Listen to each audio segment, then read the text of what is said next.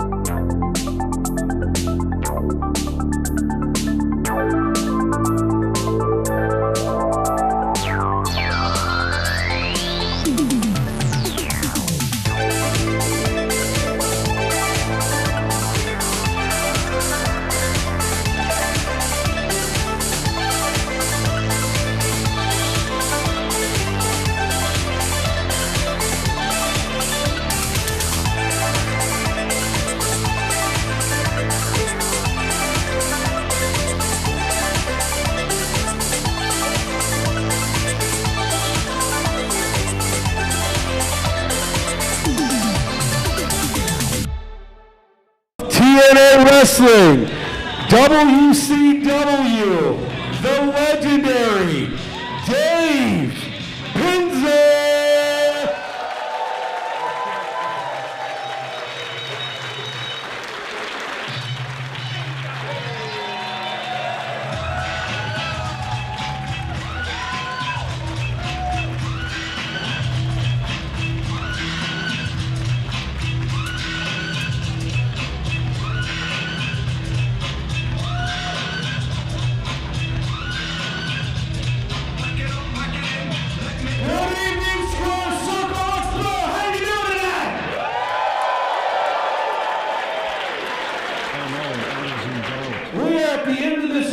What a weekend it's been. You guys are having a good time? You get to meet some of your favorite wrestlers? All right, when I say three, tell me who you got to meet that was your favorite of all time. 1, 2, 3.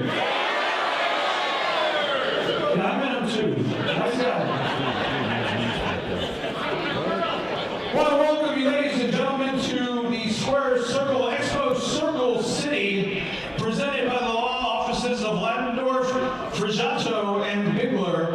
And like I said, we have an amazing night of wrestling action. We have 4 championship matches. So, without further ado, who's ready for some wrestling?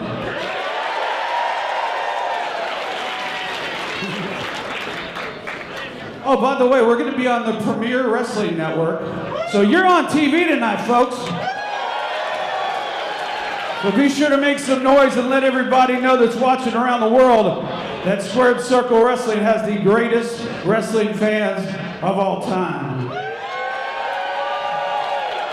And in that vein, please welcome your broadcast team, Joe Dombrowski and AJ McKay.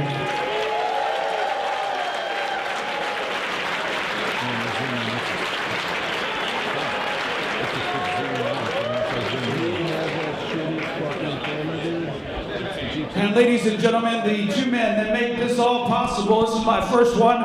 Can't wait to come back. One of the funnest weekends I've had in my pro wrestling career. And so welcome the promoters of Squared Circle Expo, Ed Gonzalez and Aldorfo Dorta. No music for us. I'm gonna bring my kazoo next year. Well, these are 2 men who certainly deserve the full introduction. All the bells and whistles, the pyro and the ballyhoo. It's all right. Ed and Adolfo, the 2 men who make a Squared Circle Expo together happen, and it gets bigger each and every year. I'm gonna try to let it go. I'm gonna try to get past it, move forward. We're gonna get you through this together. I'm just saying. You're gonna have so much fun, all your worries are gonna go away. All right, well, we're just going to keep it easy. I'm losing my voice, so I can't talk too much. But I want to thank each and every one of you who have made Squared Circle Expo 6 a fantastic event. Hope everybody had fun. You guys give yourselves a round of applause. We couldn't do it without you, so thank you very much.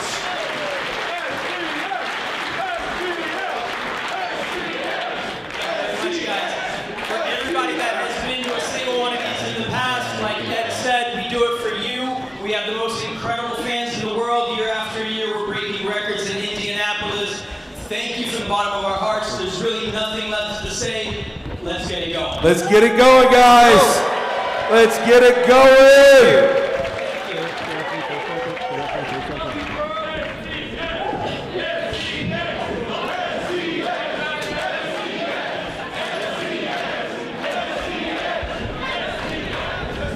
All right, who's ready for our first match? All right, here we go. Strap in your seatbelt. Let's get it going.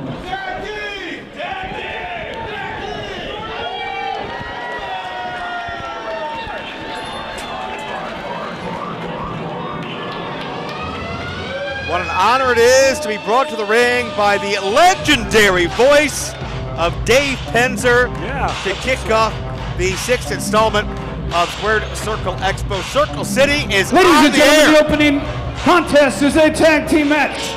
Set for one fall, introducing team number 1. Accompanied to the ring by Captain Wellington and David J. Sergeant Ledbetter and Tim Lutz, the Old Age Outlaws. Well, Ledbetter and Lutz have the full colorful entourage as they make their way to the ring, and certainly never a shortage of opinions, never a shortage of running their mouth, and certainly a very auspicious and eccentric way to kick off the live wrestling action on the Premier Wrestling Network after an incredibly successful weekend here in Indianapolis. My God, just listen to you talk. I'm already exhausted, and we haven't even started the first match yet, for God's sakes. Buckle in, gonna be a long night. Look at Captain Beef Wellington in there. He's looking pretty good. Well, hard to miss him. Well, hey.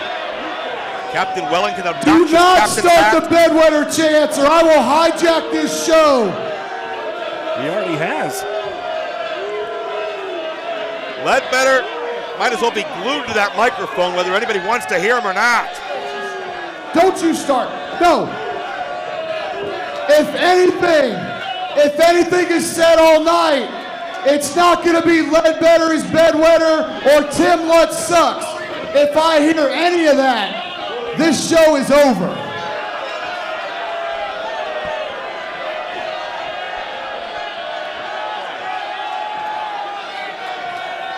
Well, not the response that he wanted to elicit. My name is Sergeant Ledbetter, and I'm the hardcore American hero, and I'm 6'3", and you can teach that. Wait a second, that sounds familiar. I should have signed up for And that. this right here, this is Lightning Tim Lutz, and he's a Guinness Book World Record holder, and he can go 12 whole seconds. I've heard that somewhere. Record for the longest active My match in bad. history once upon a time. And you can go 12 whole hours. Oh, hours, not seconds. And hours. you can teach that. Boom, chicka, boom, boom.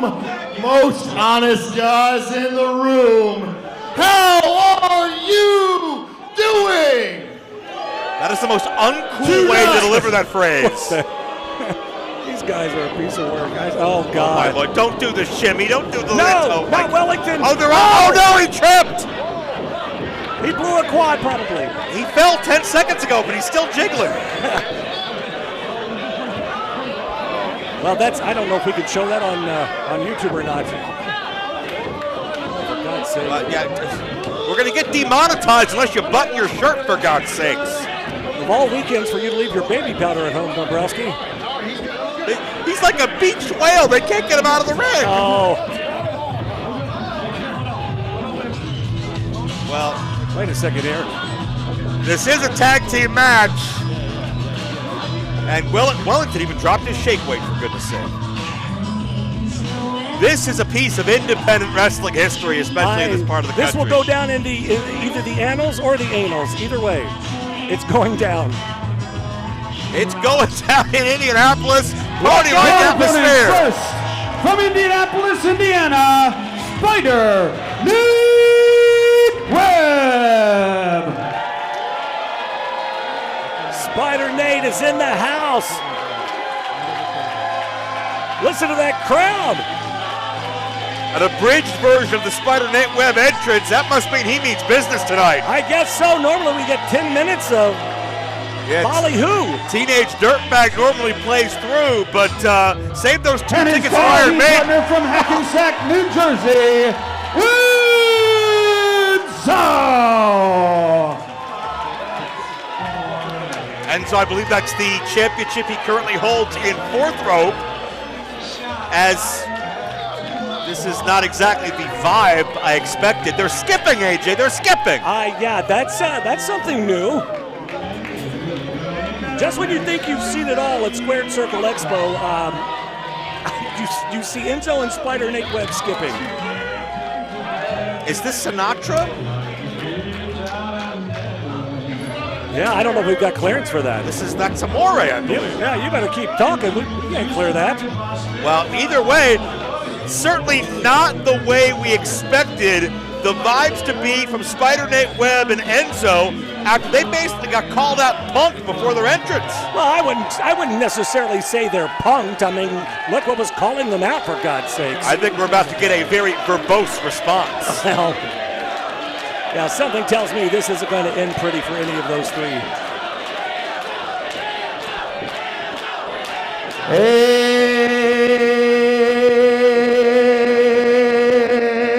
Everybody knows that I am a certified G and a bona fide stud, and you can't teach that. Bada boom, realest guy in the room. How you doing?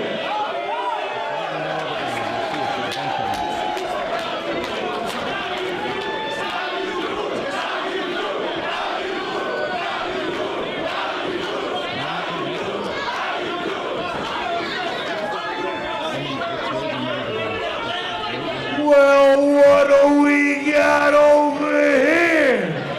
A couple of haters. We got a couple of haters. Well, I am Smack Talker Skywalker, and I got a microphone lightsaber for a hater.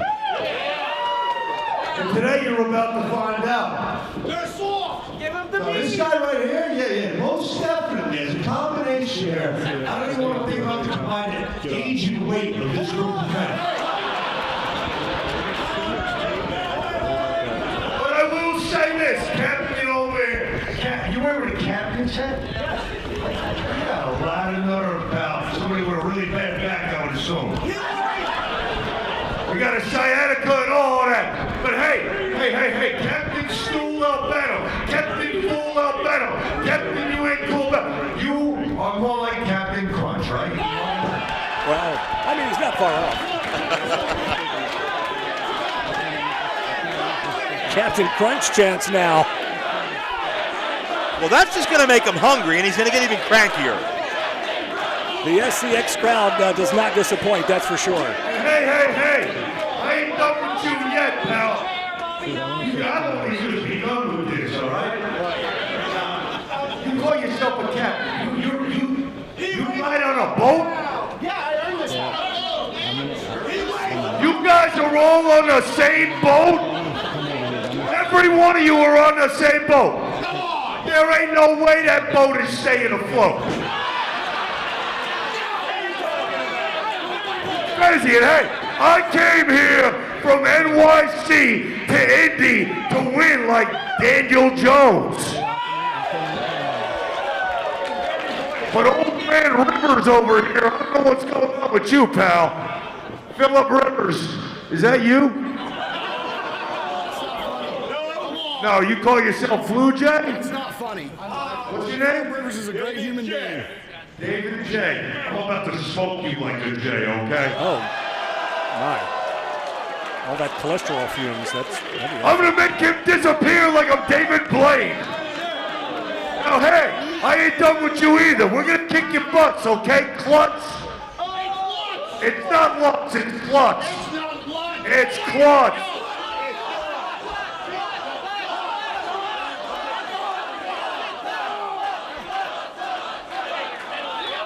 Now, here. Here's the worst part. You guys are all in the same boat, but I know that you guys are all in the same bed. And the worst part about it, guys, is that this guy is Sergeant Bedwetter. My. Well, I hope it's a king-size bed is about all I can say. And here come the bedwetter chants now, Joe. That's right. You made your bed, and now you're gonna lay in it. And I will tell you, you might think we're outnumbered right now, but your boat is sinking, you're in the water, and we got a shark. What? A shark? As in a shark boy. Oh, no way!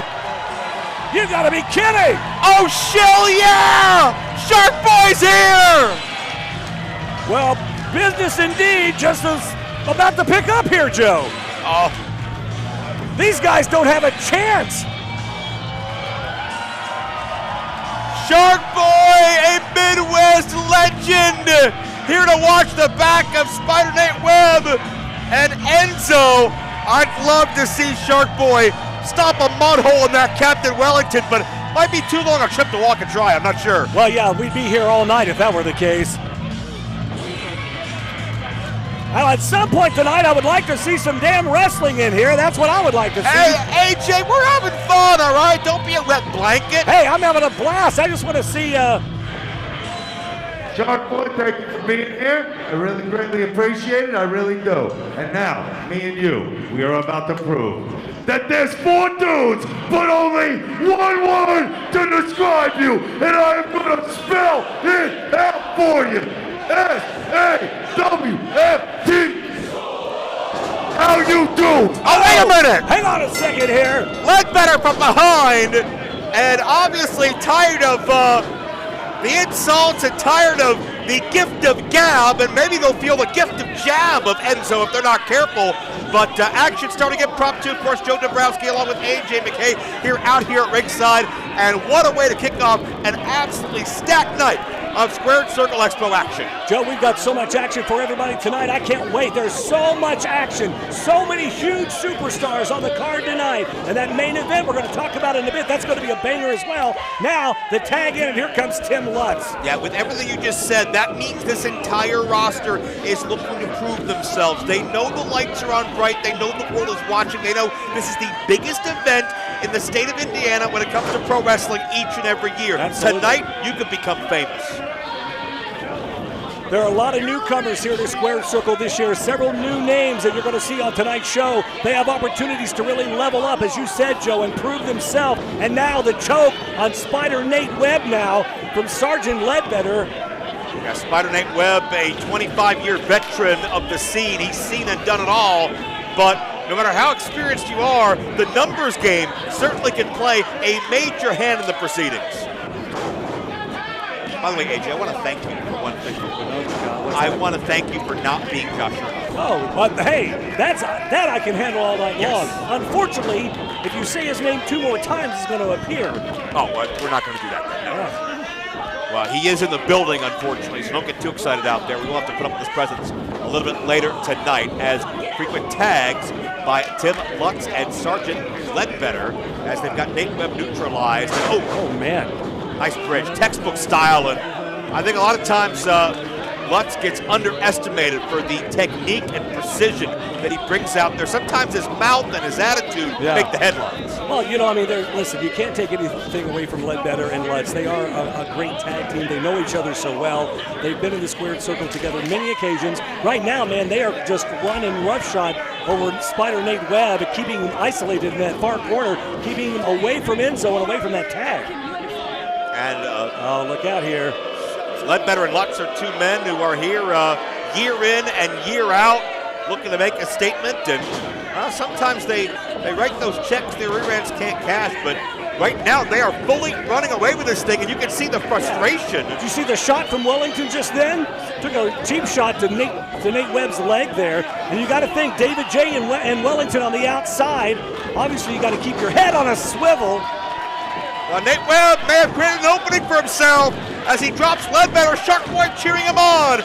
Shark Boy trying to give that moral support to neutralize the numbers game. But can Nate Webb find Enzo?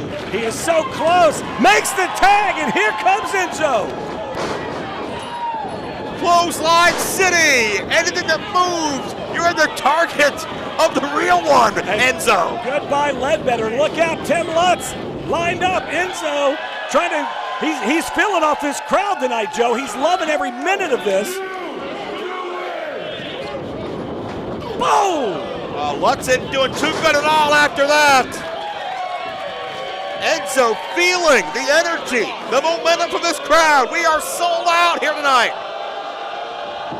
Boom! Man, right to the midsection. You gotta love Enzo. You gotta love the energy and the excitement that Enzo brings to the Squared Circle. And with a beating like this, Lutz isn't going to make it anywhere near 12 hours. No, not at all. Or 12 seconds for that matter at this rate.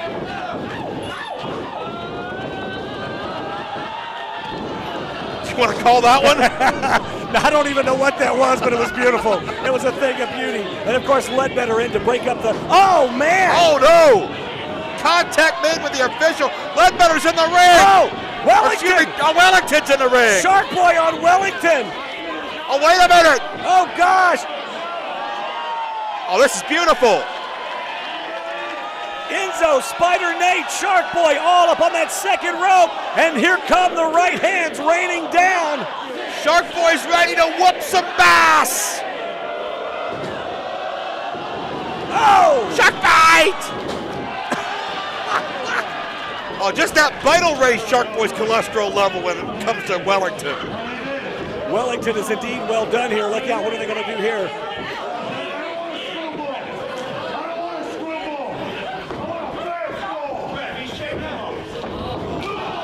Enzo, the amateur boxing background, leads the right hands, and that looked to be a triple knockout. I heard him say, I don't want a screwball, I want a fastball. David J goes down hard out here on the floor. Well, My God. Make sure to return your wardrobe back to Charles Nelson Riley's estate while you're at it. Meanwhile, Enzo, second turnbuckle on the inside. Oh, Lutz just got spiked. That's got to be it. Referee in for the pin. It's over. Oh, my God. Here are your winners, Spider Nate Webb and Enzo. Well, no doubt about it, AJ, even though Enzo did the yeoman's work towards the tail end, Spider Nate Webb took the butt whooping. It was Shark Boy that neutralized that strength in numbers that helped the heroes bring it home. Well, absolutely. You can only talk so much trash. It's all about proving it in the ring, in the squared circle. And Enzo, Shark Boy, and Nate Webb indeed proved yet again why they are the top of the top and the best of the best for sure tonight. What a great start, man. Well, incredible way to kick things off. I can't wait to see what's going to come next here at Squared Circle Expo. But you talk about starting things the right way. You talk about that feeding frenzy with the fans that just want more and more and more. Enzo gives so much to them, and they always return it right back to him.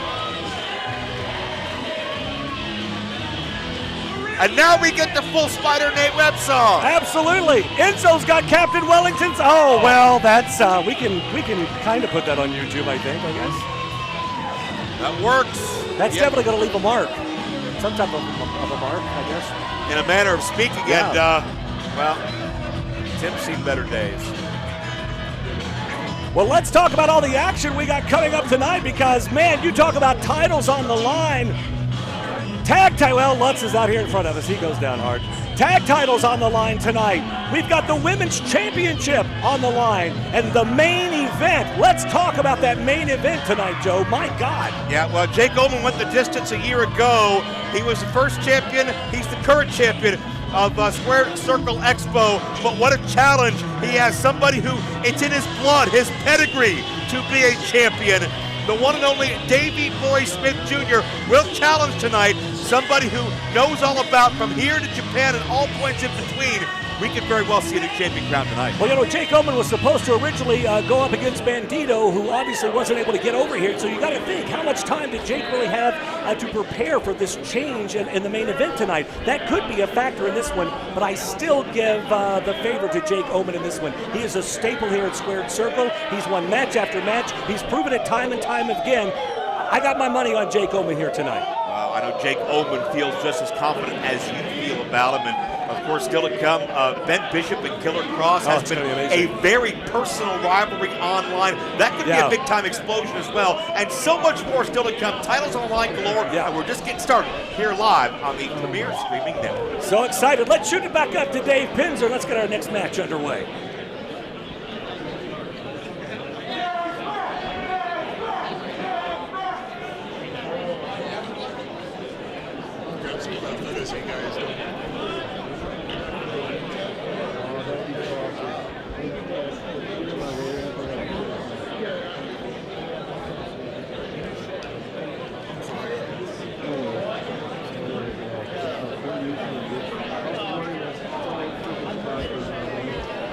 Ladies Ladies and gentlemen, the following is a fatal four-way match for the Prime Championship. It is one fall to a finish.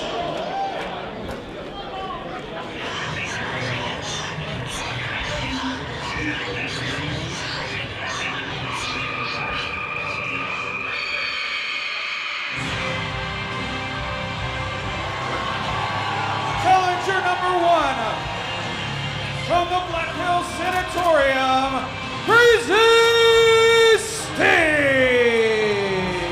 Well, the temperature changes when Crazy Steve is in the house, and certainly somebody who is no stranger to championships in TNA and time with the Decay over the years, but ever since he's been on his own, he's more unpredictable than he's been ever before. Absolutely, 23 years plus as a professional wrestler. This guy can absolutely go, and I'm excited for this one. Again, it's a one fall to a finish, fatal four-way match. This is going to be a banger as well. I'm so excited. We are stacked tonight, top to bottom, Joe. Prime title to be decided.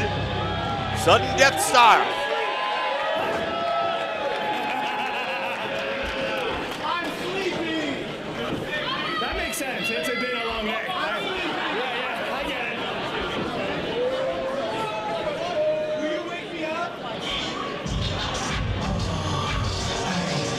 Challenger number two, from uptown Cincinnati, weighing 250 pounds, representing the GK fam, Prima Donnie!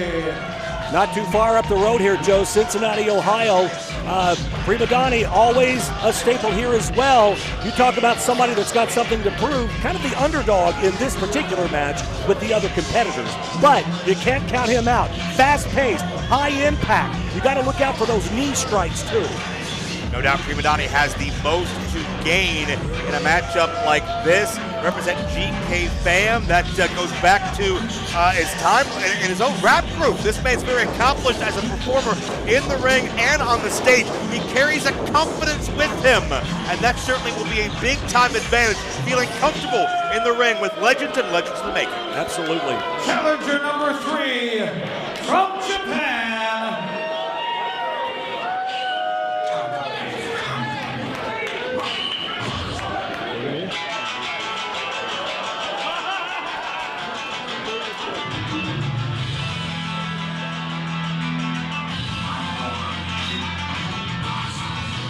Taka Michinoku! What a legend this man is.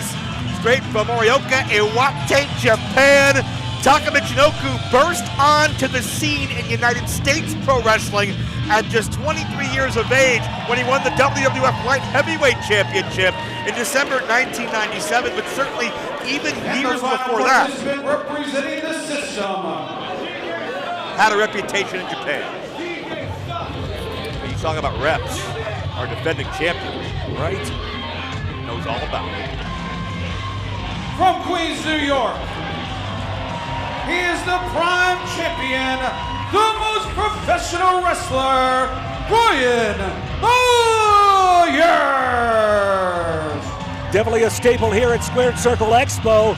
And you talk about somebody that this is the guy to beat. At the end of the day, but you don't have to necessarily pin him. That's true, but Myers is going to have his head on a swivel. Myers is a thinking man's wrestler. He's an accomplished veteran. He's a trainer. He's worn just about every hat in this sport, and you heard Dave Penzer talk about the system. Yeah. That has been the most dominant faction in TNA over the past several years, and even through membership changes, certainly shows no signs of letting up. Absolutely not, and I'm so excited to be able to call a Taka Michinoku match and be able to say that I've had that as an experience, just to be at ringside. You and I this close to this ring and to the action tonight. Man, talk about a life goal unlocked for myself. Yeah.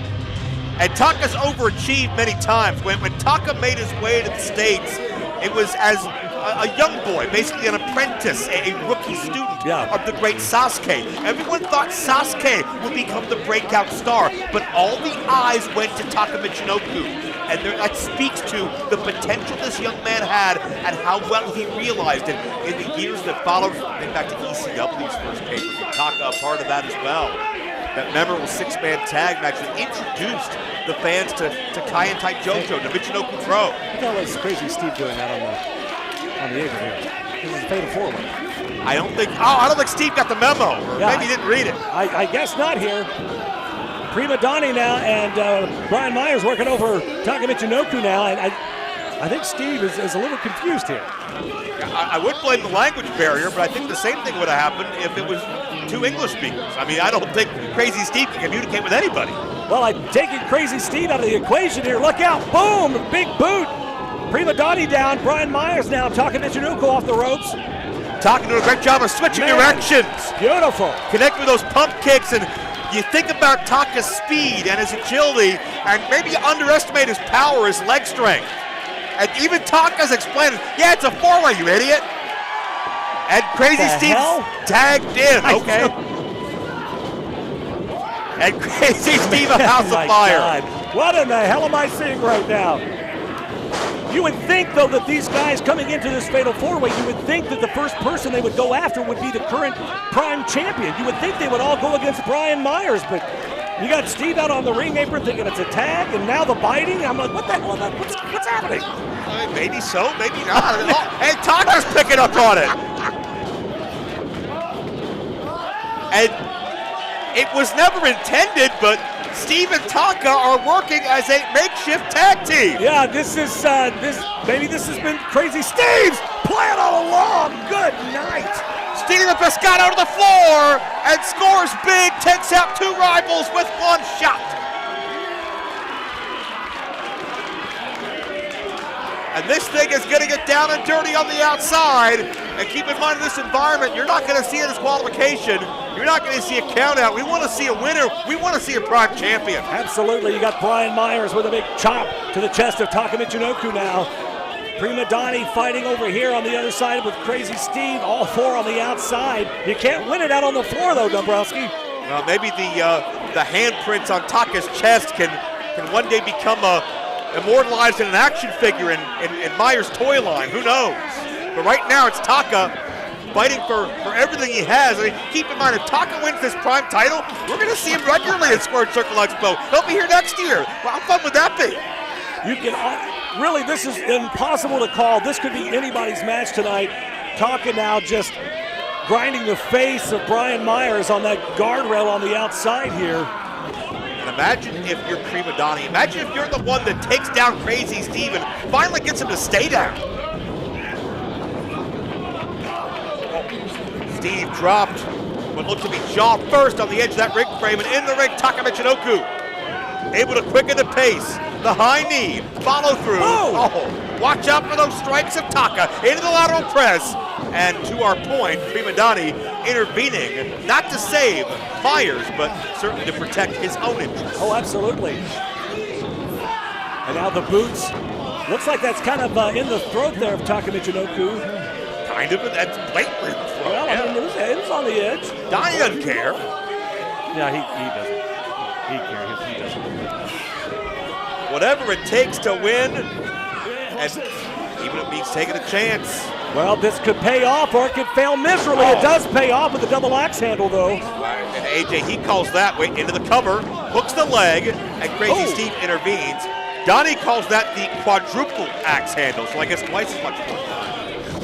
So he hits him with two hands, and then what else is he hitting him with? That's how the maths, but right now, Crazy Steve, a snapmare. Great technique by Crazy Steve, but that's not a sentence I say often.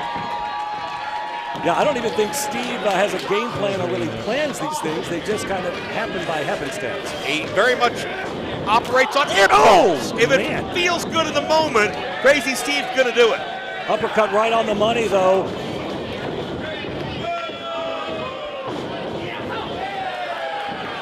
Got the foot up. And Donnie, there's a split second too late.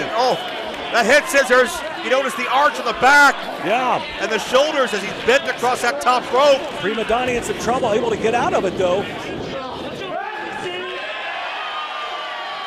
Can you imagine Crazy Steve as Prime champion? And look out, though. Myers cuts him off. You're not going to throw Myers off his game, though. He's calculated He is resourceful. Last year we had a power outage, and Myers took advantage of it, won that title in a three-way matchup with Ben Bishop and Jack Vaughn. In spite of.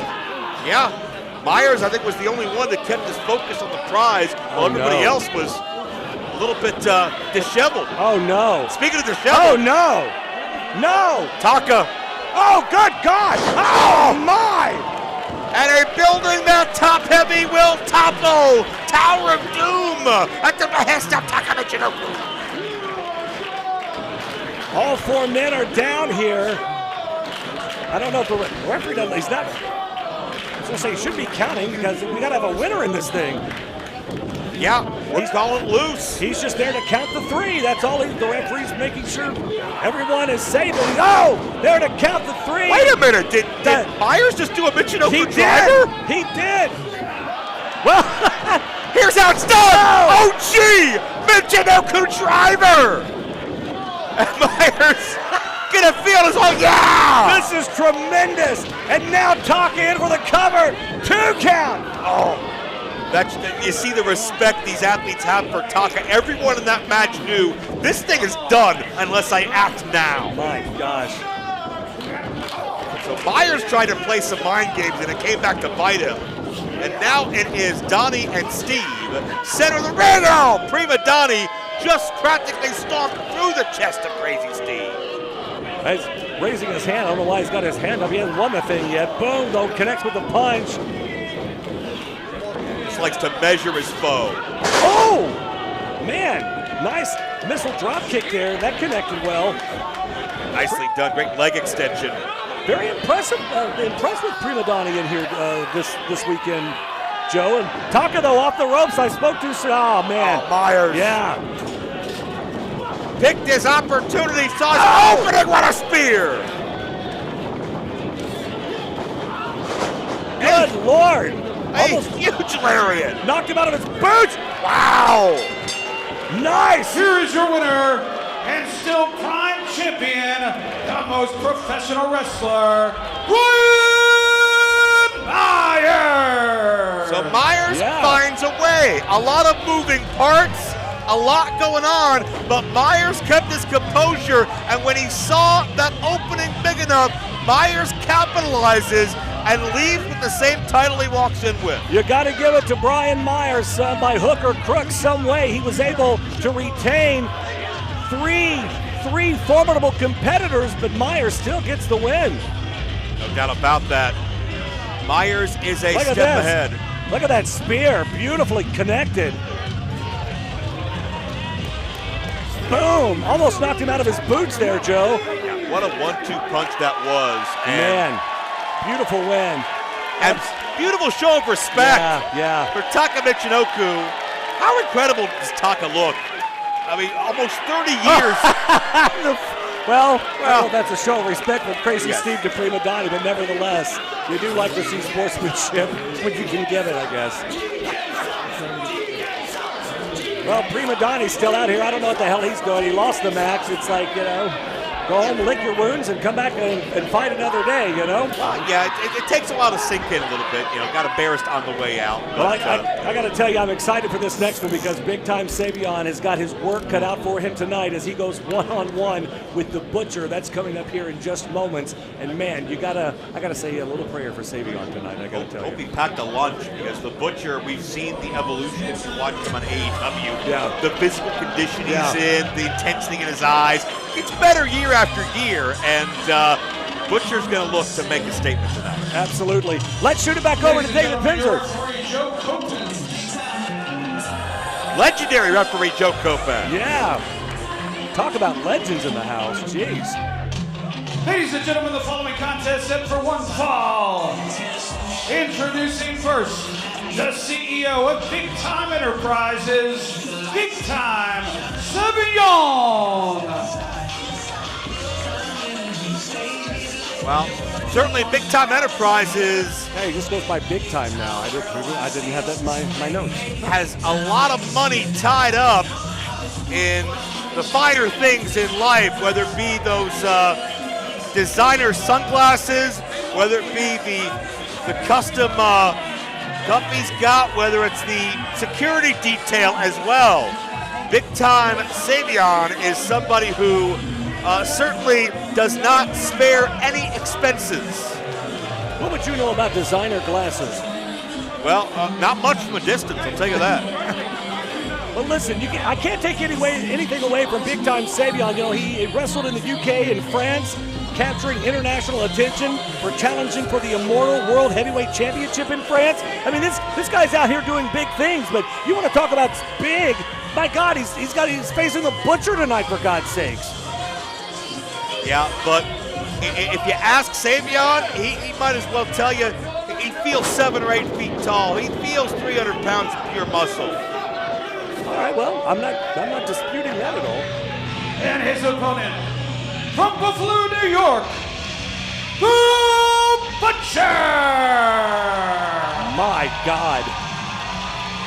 How would you like to run into that in a dark alley? How'd you like to be on the other side of that monocle with the Butcher eyeing you down, looking for a fight?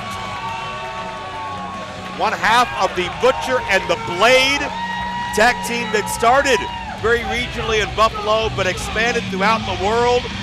And certainly they have been very frequently hired heavies in All Elite Wrestling. Absolutely. For some of the top stars. And there you see that power walk to get Butcher motivated, get him in the zone. I had a chance to talk to the Butcher earlier today. He said that he is in the best shape of his life, and he is ready for more action, whether it be in AEW, whether it be here at Squared Circle Expo, and he's going to get it tonight as he goes one-on-one with Big Time Savon. But right now, Big Time is currently walking around the ring with his, what is that? Who are those guys? Bodyguard? Protege? Entourage, heavies. I'll go with flunkies. Security detail, I don't really know. And matching ties, really? I think they may just be a couple of guys paid to make some problems disappear, if you know what I mean. Well, hey, that's potential. Well, when I think of the Butcher, I think of, Every Time I Die, I think about his music career as well. I think Savon may feel like he's going to die 1,000 deaths if he's not careful in this matchup, because the Butcher is absolutely relentless. Well, the bell is sounded, and obviously Big Time Savon doing the smart thing, bide his time at this point. He knows that he doesn't want to rush in at the Butcher because it's not going to end well for him. The smart thing would be to not lose eye contact with the Butcher, because that may be the last thing you do. I would think that Big Time would want to get into the Butcher's head. He would want to play mind games. He would want to try to psych him out. Physically going toe-to-toe, I don't know if that's the smartest thing for Big Time Savon. No, if Big Time tries to make this a power game, he's going to lose. Well, the crowd's chanting here tonight, but I can't repeat what they're saying. That even though we're on YouTube, we don't get a strike. Yeah, I thank you for having that decorum resistant. But we'll see. It's Big Time's chance to prove him wrong. Here we go. Well, Butcher just pushing off effortlessly. And you speak about Butcher being in the best shape of his career, and listen to the chant for the Butcher now, man. It's clear to see on the work Butcher's put in on his physique, and even though he's leaned out, he's lost some of that bad weight, he has not lost a bit of power with him. Oh no, not at all. And that's really good. It's the mind game over the power game in this one.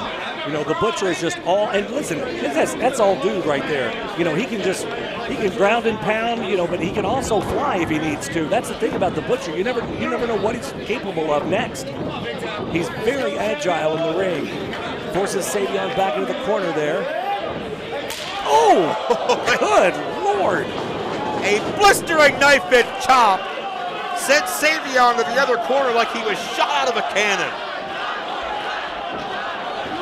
And to your point, Butcher with one single, here's another. Man. 2 single strikes gets more mileage than most people might with a dozen.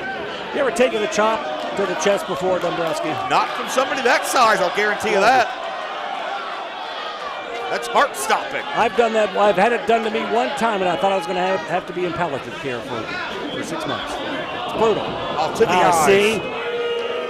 Well, listen. when you're fighting a guy like the Butcher, normally I would say that's unprofessional, it's uncouth, it's unsportsmanlike, but sometimes you got to just kind of pull a couple of punches or a poke to the eye, So what you're saying is you're allowed to cheat if the guy's larger than you. Well, it's either you cheat or you die. Oh! Yeah! Or you wind up like that.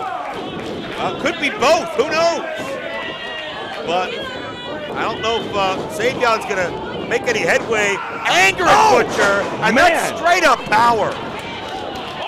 It is so hard to elevate somebody with that lower center of gravity, but Butcher just made it look like another day at the park. Yeah, absolutely effortless. And now, that's nice. You got an entourage, but they're all running.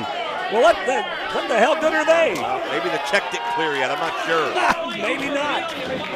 But, I mean, to be fair, I'd run too from the Butcher, but I think they're here to take those bullets. And oh, man. I was going to say, if you're standing here, telling me you wouldn't poke a man in the eye when you saw somebody that big, I'd do anything. I'd pick up a chair. I'd do anything I could to try to get away. Well, I wouldn't sign for the match. There's a reason I'm out here with you. Well, that's true. Well, thanks for coming. Now the gentleman in the fedora pushed his counterpart in the way and just ran across the ring. And that distraction was enough for Big Time to send Butcher. We can hear that clunk out here at ringside of Butcher's anatomy hitting that corner post, which, by the way, does have edges on it. It's not rounded. No, yeah, I've noticed that. And that corner just wedged against your skin or into your eye or into the right muscle could do some serious damage. Well, all it took was a little bit of that distraction, as you said, and the tables have turned now. And Big Time Savon, but he's doing too much jaw-jacking with the crowd here tonight, Joe. I mean, he's got to get focused. Hey, look, he's saying he's victorious already. I'm like, what have you really proven in here so far tonight? Well, he's proven that he can be resourceful. He's proven that 3 is more than 1. I'll give him that much. Yeah. Butcher in a bad way. Well, the referee obviously admonishing Big Time Savon. And now, look, out there out on the outside, your friend in the fedora, the gentleman, I think is what you called him. I use that term very loosely. Well.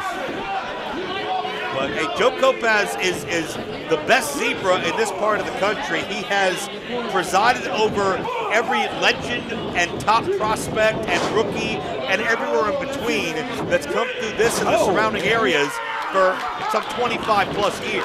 Don't let Daniel Spencer hear you say that. He'll that guy money.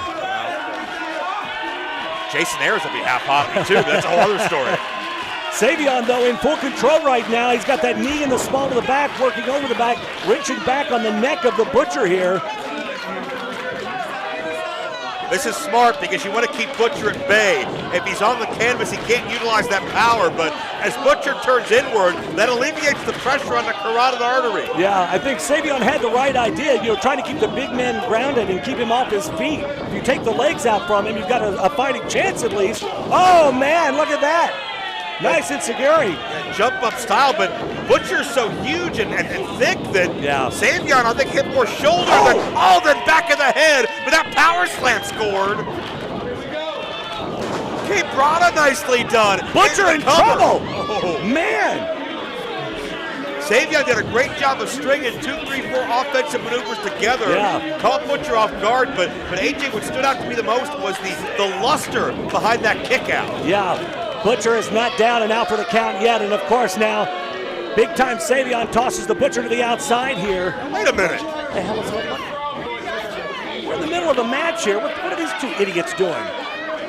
Fanning Savon off, and it's a boxing match. He's sitting in the corner having a sip of whatever's in that cup. Yeah, there's no timeouts here. Are you kidding me?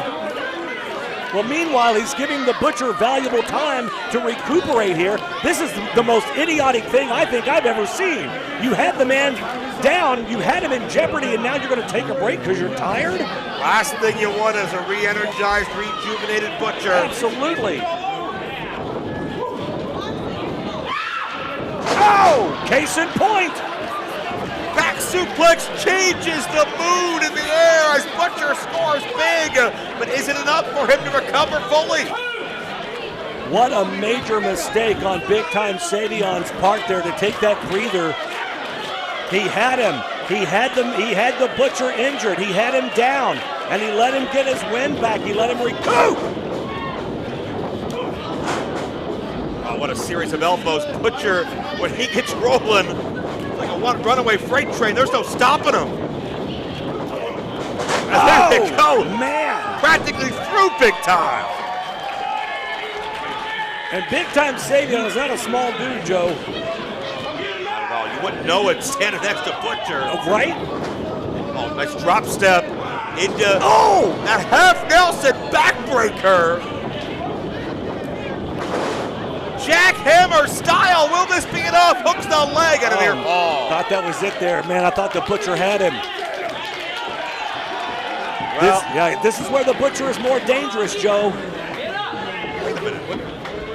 Are you kidding me again with these idiots? Oh, that goof has the ankle of Butcher. He already felt the wrath of Butcher once before. Oh! And again, the diversion. That may have just kept this matchup alive for big time Savon. Oh, that's good. Is it it? Took him sky high, but only got a 2 count. And you can see the impact of some of this offense by Butcher. That combo he strung together, the backbreaker, the jackhammer, and we were about half a second away. Man, this thing being done. And again, Savon jaw-jacking the crowd here, goes for that springboard, misses every bit of that though. Oh, good night. And Butcher put every pound of his weight in that lariat, and he beats him. Here is your winner, the Butcher. Well, anybody that's been sleeping on the Butcher, anybody that has forgotten the path of destruction he can forge, got an up-close and person look here tonight at Squared Circle Expo. Butcher's better than he's ever been. You might as well call that a 3 against 1 because that's kind of what it was for a good portion of this match tonight. No denying that the Butcher took on 3 dudes and still came out on top. Check this Tremendous. out. Butcher puts all of his weight forward through Savon, sends him for a loop. Only thing left to do here, beautiful. Count the 3. Yeah, man. Referee Joe Copaz right there with the 3 count. What a great win tonight here at Squared Circle Expo for the Butcher. Savon with that cup, yeah. Take that cup on home, buddy. That's the only thing you're getting out of this show tonight. I think he's going to be consuming everything he eats through a straw for a couple of weeks after what Butcher just did to him. Absolutely. Ladies and gentlemen, we have so much action still to go tonight. That big main event still to come. But we're going to take a moment here to take a quick break and hear from our sponsor. Stick around. More Squared Circle coming up.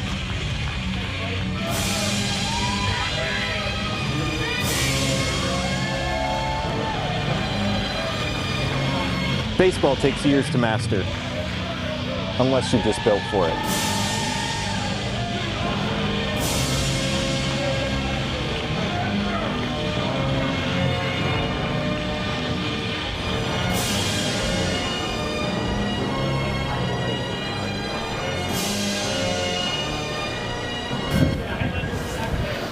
If you think that's impressive, you should see me practice law.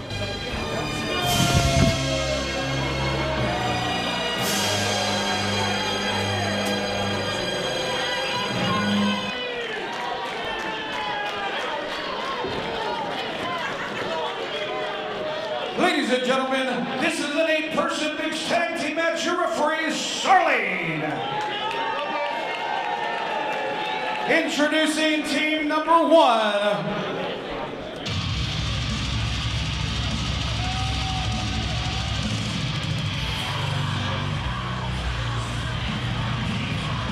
Sean Reed, the Heavy Metal Viking Hooks, Alex Gunn, and Riley Matthews.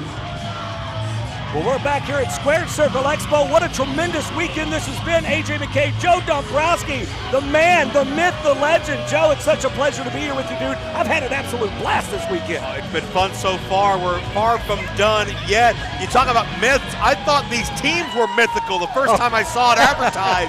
This is going to be unpredictable as they come. The Heavy Metal Viking Hooks joined along with Alex Gunn, the import all the way from the United Kingdom. And of course, Shauna Reed and Riley Matthews as well.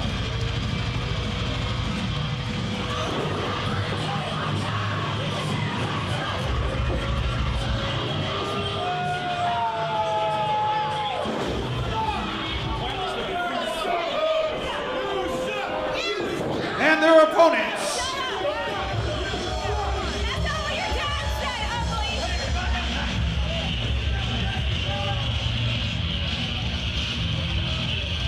Bosch, Crusher, Allison Kay and Marty Bell, the Headbangers.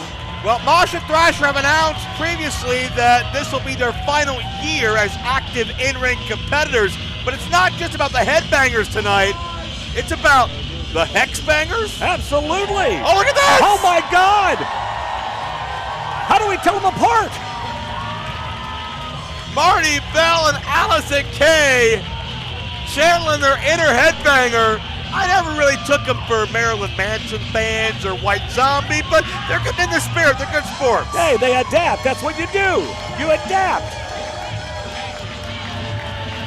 The Headbangers are sporting some Hex merchandise as well. You can tell these four, they may not look like they got a lot in common on the surface, but they've gelled very, very well prepared for this matchup. Man, I gotta tell you, Ed and Adolfo, the promoters of Squared Circle Expo, they have pulled out all the stops, as they do every year.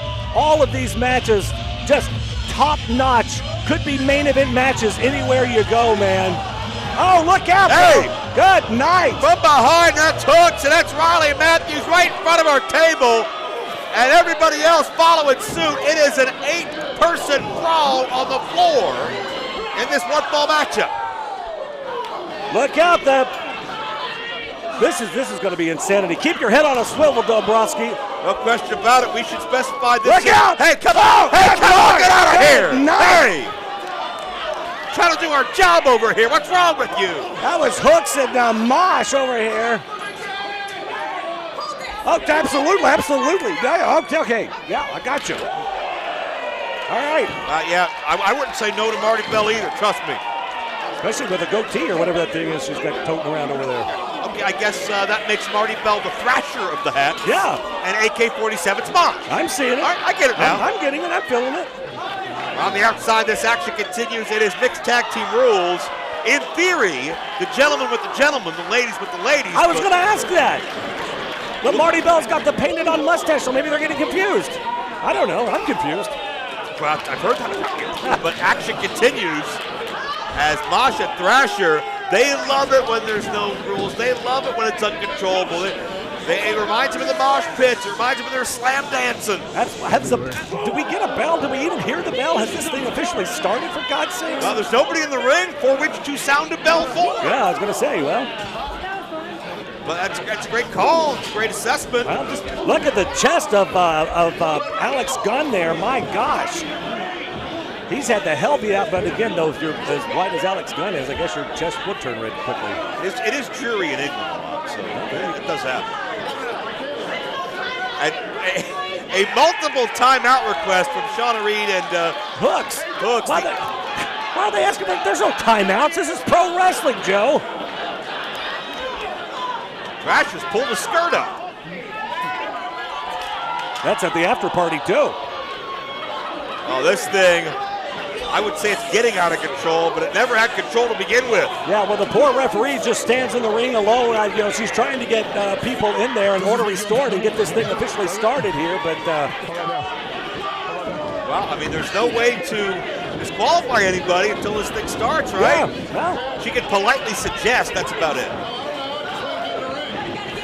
Well, Alex Gunn's in the ring, and I'm not sure if that was by happenstance or accident or what. Allison Kay and Marty Bell. Allison's up on the ring apron now. Here comes, there's the bell. I guess we're officially underway in this thing. Good luck trying to call this. Yeah, it's Headbanger Thrasher in the ring, starting out with Alex Gunn. Or not. Here comes Mosh. Frequent tags. Hey, the Headbangers have been together for 30 years. All about working together. Oh, double teams like that. Took them to the WWF Tag Team titles back in September 1997.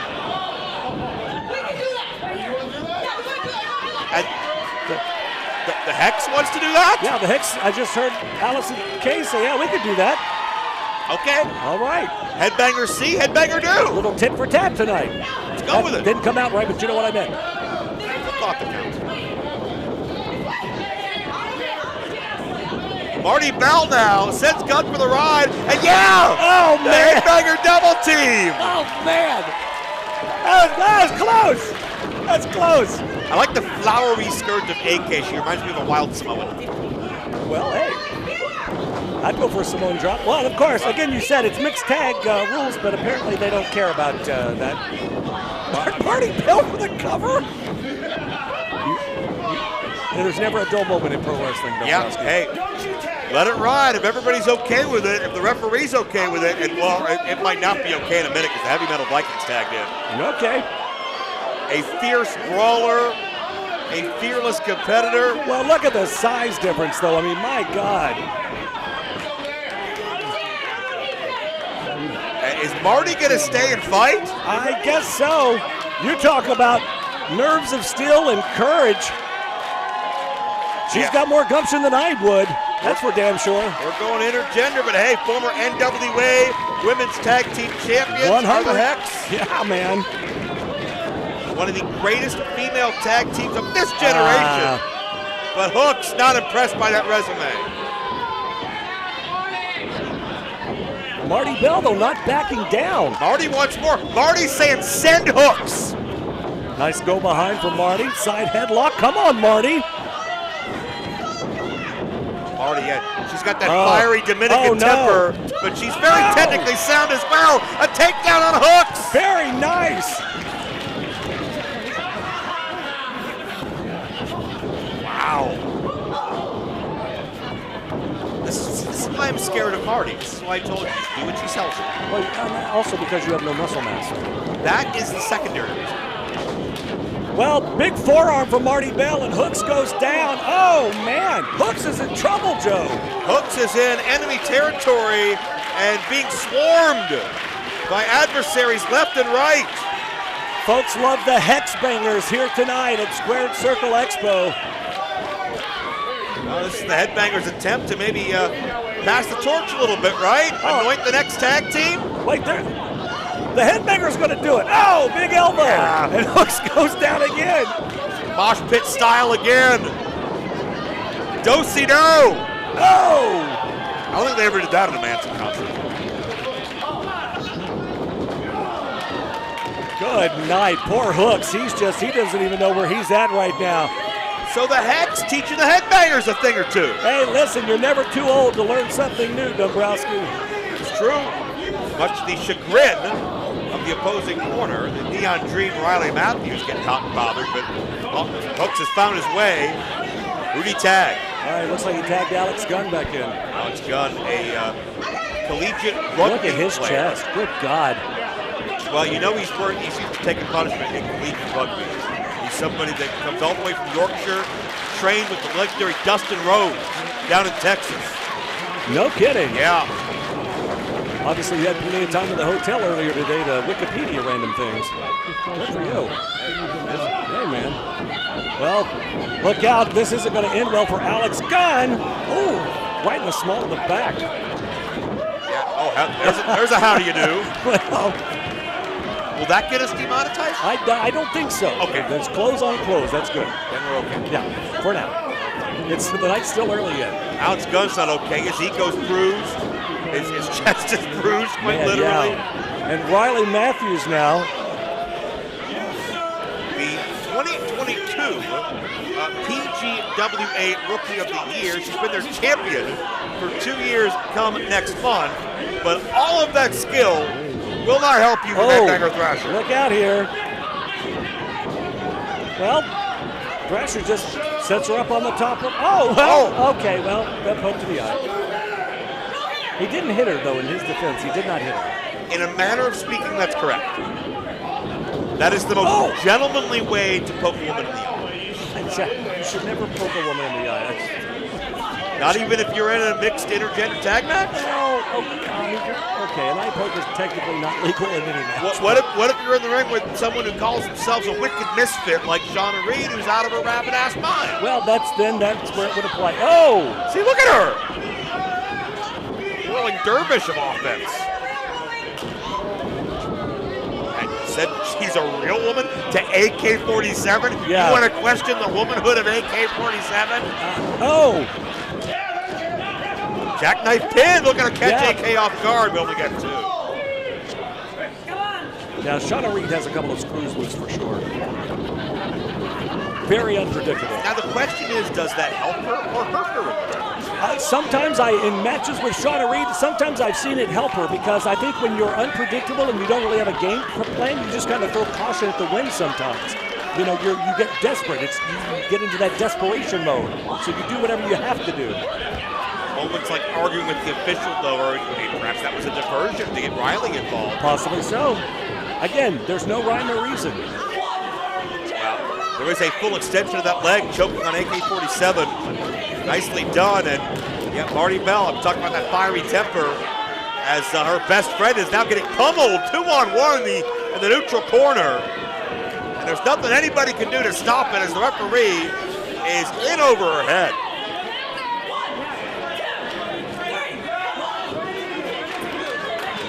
Referee now, she's admonishing Riley Matthews here, trying to get her. Oh man, it catches a big boot. Riley, no shortage of confidence, but better realize who she's in there with. Yeah. NWA champion, TNA knockout champion, 2. And a lateral press for 2. And there is that smart tag team wrestling. Again, you cut off the ring at that hypotenuse, you neutralize one of your opponents, and you can pretty much do whatever you want to do. I have never heard hypotenuse used on a wrestling commentary. That's bonus points, Dombrowski. The long end of the right triangle, if you're wondering. Hey, I got it. And, man. Marty Bell. Did she get tripped by Hook? I think she might have.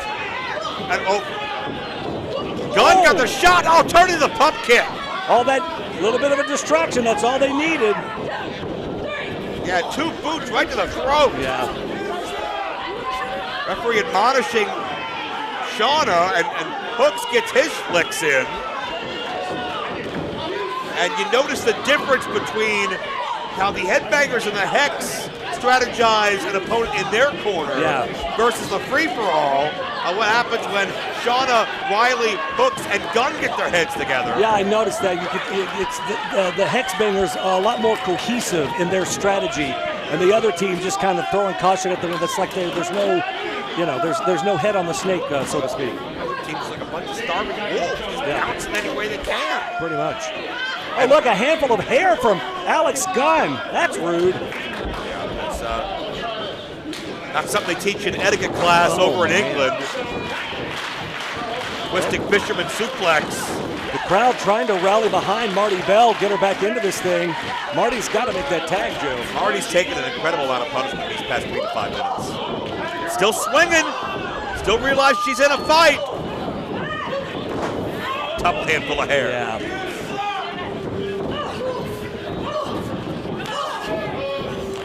And you can just feel the force and the ferocity behind every movement of Shauna Reed. Look at that.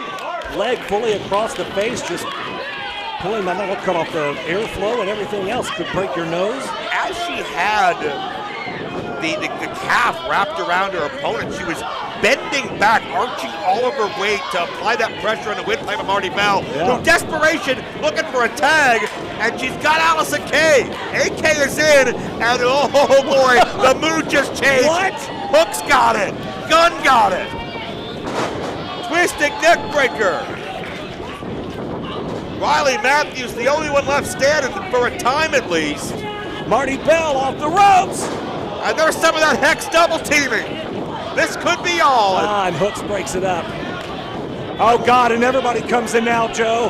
You don't want to raise the ire of Mosh and Thrasher. Oh, wait a minute. Mosh and Thrasher. Marty Bell on the outside, taking it to Hooks. Look at her, stage dive. Oh, the Headbangers with a stage dive. That'll do it. It's got to be it. Headbangers done it. Oh my God. Here winners, the Headbangers. First time ever the Hex and the Headbangers together. The final year of Mosh and Thrasher in ring. And we saw one more stage dive here on the grand stage that is Squared Circle Expo. What a hell of a match.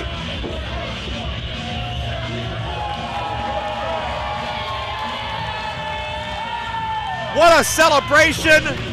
What a moment. What a match. AJ, what an unlikely team on paper. We weren't sure Look how at it would this. go. Boom. But yeah, that incredible force of the Hex double teaming. I thought that was it right there, man. So did Hooks. He got in there quickly, but that was only a prelude to what came next. The stage dive. Headbangers playing the hits, and it scores big. What a win, and what a visual to see these four former and current champions standing tall. Incredible match. We still have plenty more to go tonight.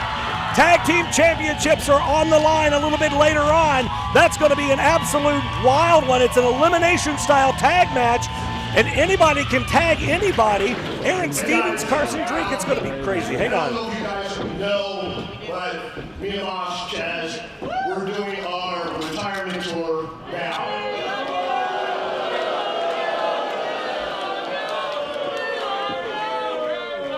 So this is year 5 for us to be at the best expo ever, Square Circle Expo. Amen. If that'll have us back, we'll be back here next year. But tonight was the last time that we're going to be in the ring here.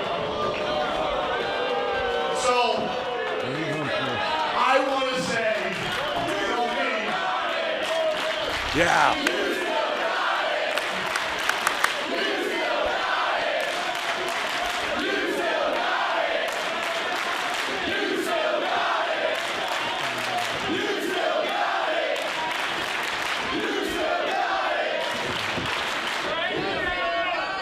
I just want to say thank you, because without you guys, there wouldn't be any one of us ever.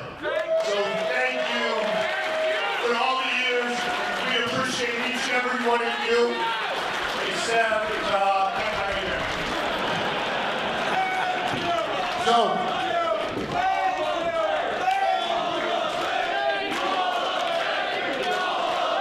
Chance of Hall of Fame go up, absolutely. Love to see it. 100%, yeah, man.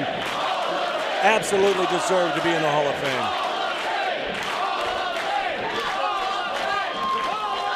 Staples of the most unforgettable era of our sports history.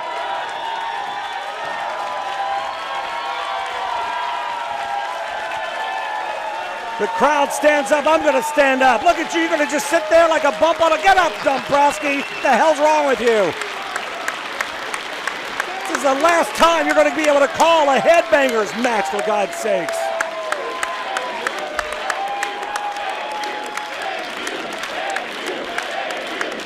What a hell of a run. Hell of a guys, too, man. These guys are awesome. Hell of the karaoke singers, too, by the way.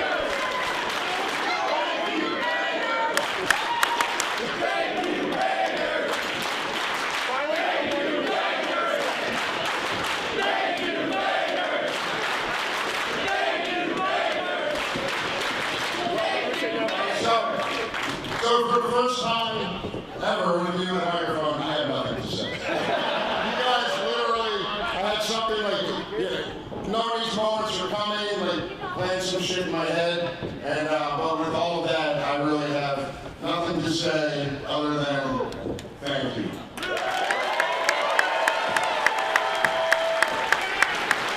And if we still got it at a doctor's lot, because they said antibiotics would get rid of it.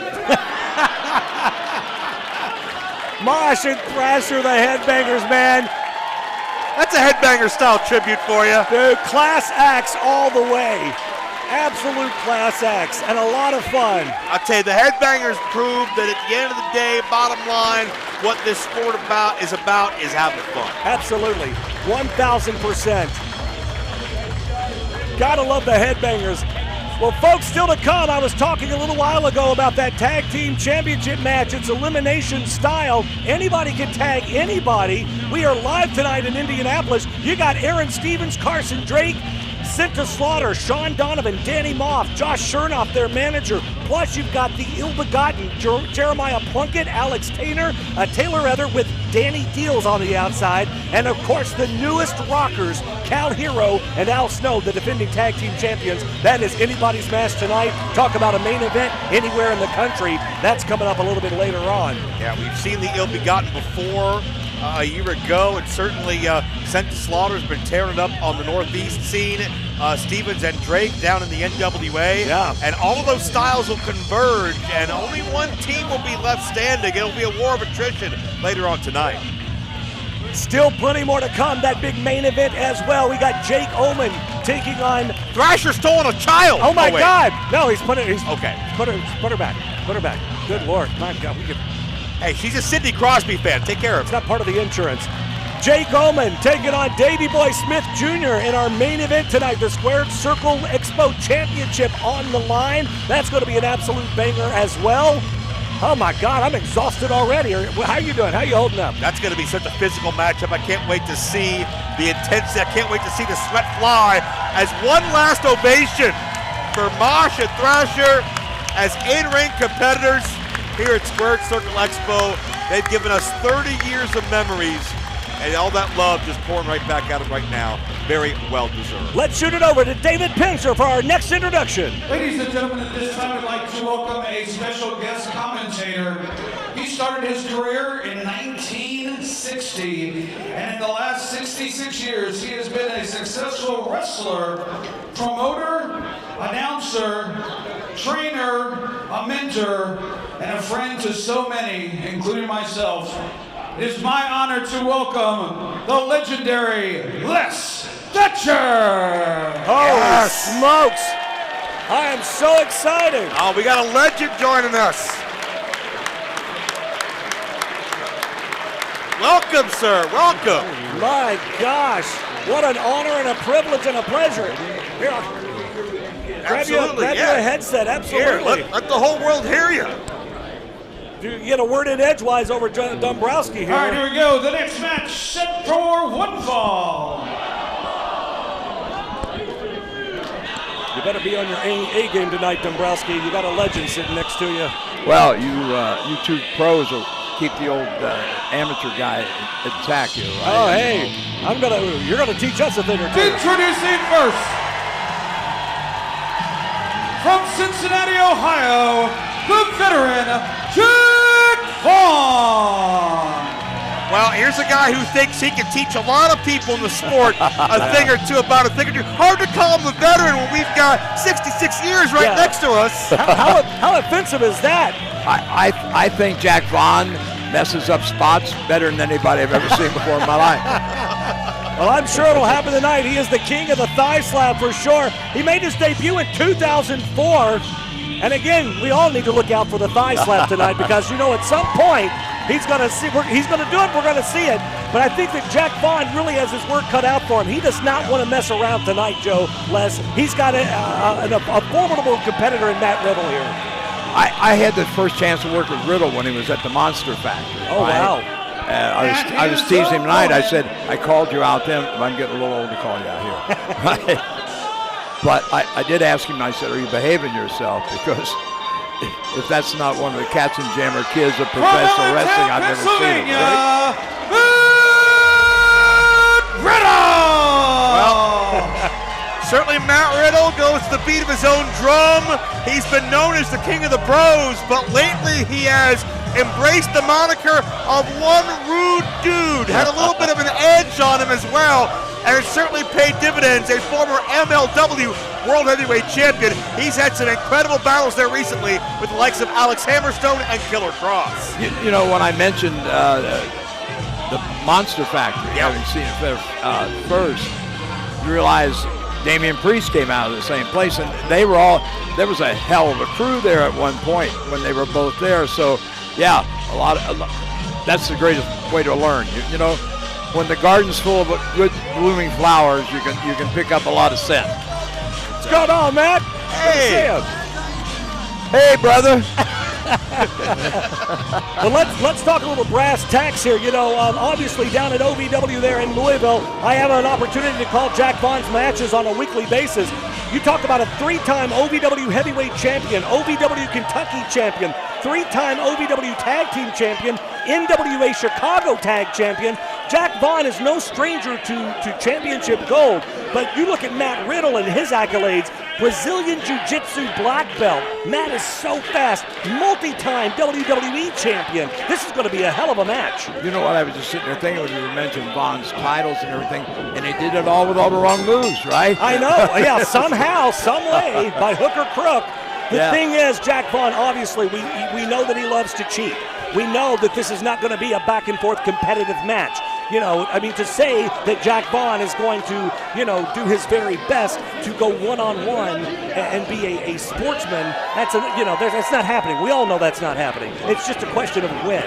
You know, I just found out today that he's from Cincinnati, one of my homeboys. Yeah. Right? So, good, bad, or indifferent, he's like the Bengals. You know, it'd be great, but he got to cheer for him.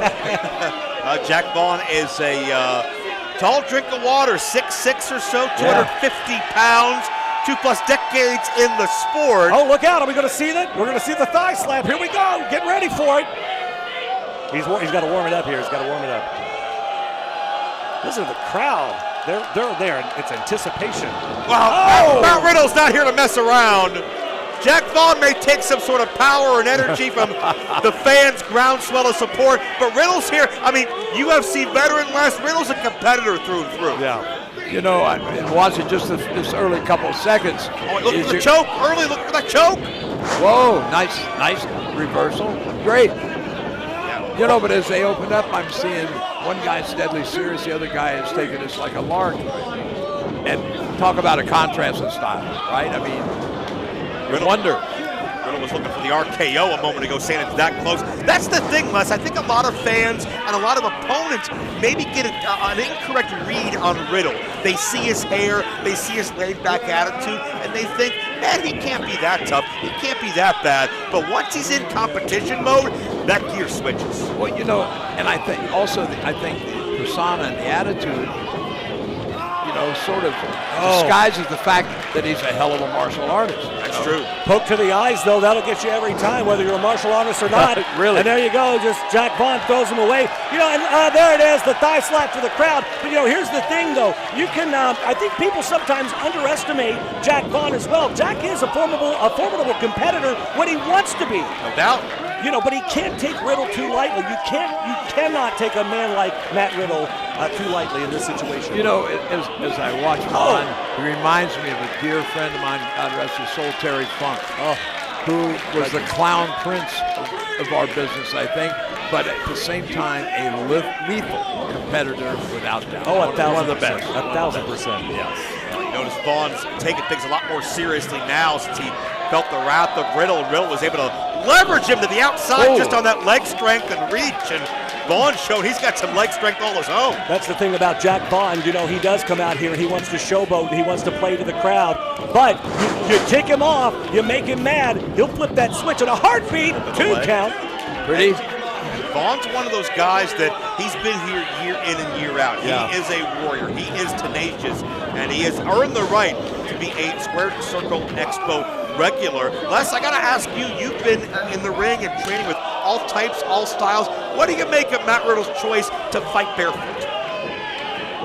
You know, I have wrestled barefooted back in the old days, like if you're outdoors in the rain, because of canvas with the composition soles on wrestling boots, it's like putting drag racing slicks on a wet pavement, right? There is virtually no traction. So, but I hated wrestling barefoot. I mean, it's almost like somebody going to step on your big toe. Yeah. Right? I mean, so it has its advantages, it sounds like, but it also has its disadvantages. Yeah. Well, like I said, with the rain, look out, you got better footing. Riddle's going to go for that choke again. I do too. Riddle is lethal with that rear naked choke. Seen him put many men away in wrestling and MMA. But Vaughn, it would would suit Vaughn to slow this pace down, to make it more methodical, and certainly stay away from the grip of Matt Riddle. Well, but obviously with the Brazilian Jiu-Jitsu background, you saw those palm strikes just then. Matt's got those quick legs as well. And, man, he can pinpoint those heel kicks and just catch you in the right spots and knock the wind clean out of you. And, again, boom, up, and Vaughn gets him that time with the scoop slam there and 2 count. Les, I got to ask you, when Riddle was in UFC, his departure had nothing to do with his performance, that's for sure, because he was a badass through and through. Right. And 2 of the categories he ranked highest in was strikes landed and takedown defense. You as a trainer and mentor, how would you advise Vaughn to counteract that? Well, if he's trained takedown defense, obviously, is to try and weight him. Get in low, ride him, and take his speed and agility away from him, right? Make him wear himself out trying to like a good figure 4 body scissors from behind. Riddle on top of your cover attempt off the Proton. Yeah, still a 2 count, Well, I think Jack Vaughn needs some of that advice now, Les, because he's on the receiving end. These guys have a lot left in the tank. It's still early on in this match. They're going to have to beat the hell out of each other a lot more than they have so far. Right. Well, when you mentioned earlier about Vaughn slowing down, I was thinking, wow, Joe, if he slows down anymore, he'll stop breathing. I mean, look out! Oh my God! Nice German suplex here. Jack Vaughn may like to start slow and then taper off from there, but Matt Riddle is looking to quicken the pace. So impressive is Matt Riddle now. And look out, boom, big forearm. Look at him just manhandle Jack Vaughn here. That's a great throw. Matt's so great at popping those hips, getting that leverage, and a second Proton, and that'll knock the wind out of Jack Vaughn. Matt is so fast, Les, you have to think that gives, hang on a second, 2 count. Whoa. So close. That's really got to give Matt the advantage here is the quickness, the speed. As Joe said earlier, Matt wants to kind of maybe stay away from Vaughn. Vaughn's not super quick, that's for sure. He's explosive when he needs to be, but he's not super quick. And those kind of guys are a little sneaky. Yeah. Because they change the pace so quick from that. Oh! Whoa! Great roll through by Riddle, but just off that evasion of the moonsault. But Vaughn scoring with these elbows. Yeah. You're mentioning wrestling barefoot earlier, but like that deal there, I'm thinking my ankles aren't going to put up with a lot of that's got to be absolutely a factor. You don't have that support in the ankles. Look out, another pin attempt. Vaughn's got him locked up. Whoa. Man, that was what, 2 5/8 or close. And a great transition because notice, Les, Jack did not let go of the body contact on Riddle. Immediately transitioned into the Boston Crab. Riddle is in trouble here. The torque on those knees is tremendous. The ACL, MCL, you could tear one of those in a heartbeat. Yes. Riddle, though, able to get to the ropes and break it up. That's good. Also, the thing, too, about Vaughn, guys, you need to look out for is that big lariat.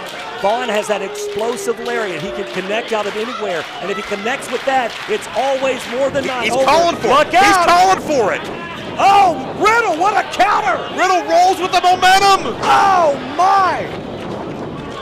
Jack caused it himself on that last move when he stood and played with the crowd. He gave Matt a chance to recover. Absolutely. So he caused himself. That was a great counter, though, from Matt Riddle. Riddle got a long 2 count, the bone of the knee. Oh, that twisted Proton scores that time. Shoulders are down. Whoa. Oh, my gosh. That was what? I said 5/8 before. That was more like 7/8 or something. And Riddle thought that was 3. Riddle the most shocked in the building that this wasn't it. Look at this on the replay here. You see Riddle, boom, beautifully connected, and just move after move, connects with that knee. And back live, you can see Riddle channeling, psyching himself up. Maybe he's listening to some of those voices. Good reversal by Jack. Oh. Set him up. Yeah, good. Textbook spine buster. Absolutely. Here it comes. Oh! What? Out of nowhere! Counters! Can he get him? Oh my God, he does! Here is your winner. Wow. Riddle! Out of nowhere, and boys, that's what makes the difference between great and good. What a hell of a match that was, though. My gosh. And you can see the standing ovation for Matt Riddle. You can say what you want about his laid-back demeanor, but he fights as hard as anybody I've seen. Look at this. Yeah. Out of nowhere. Oh, my God. Unless it's that tenacity of a competitor, right? That will to be the best that drives him on. Sure.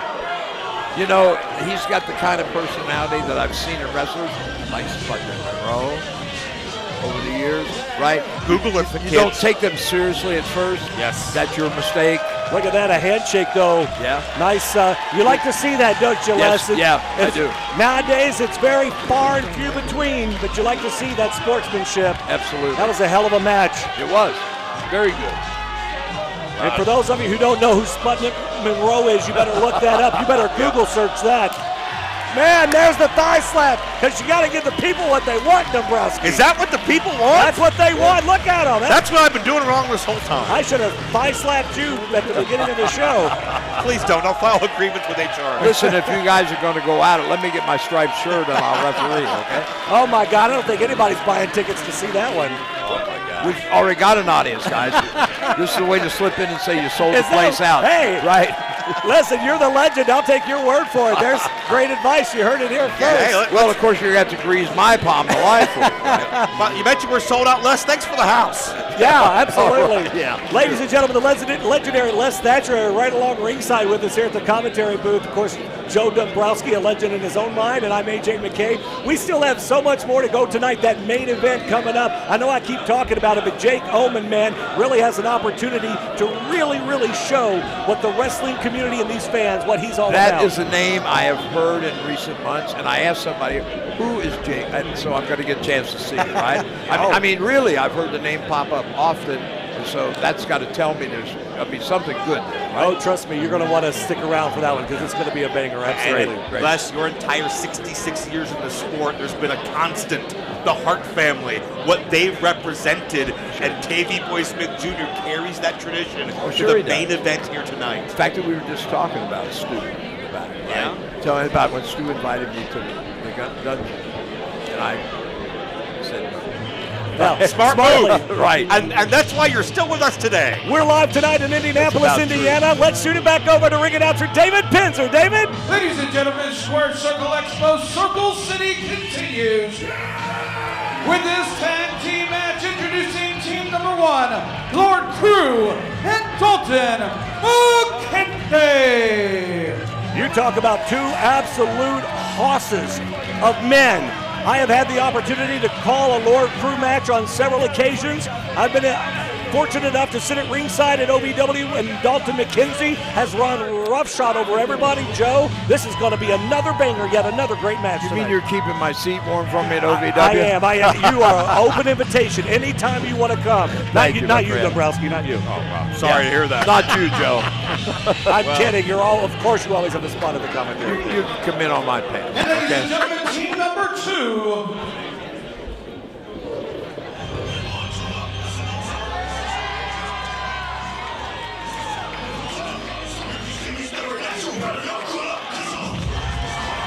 Ortiz, Eddie Kingston.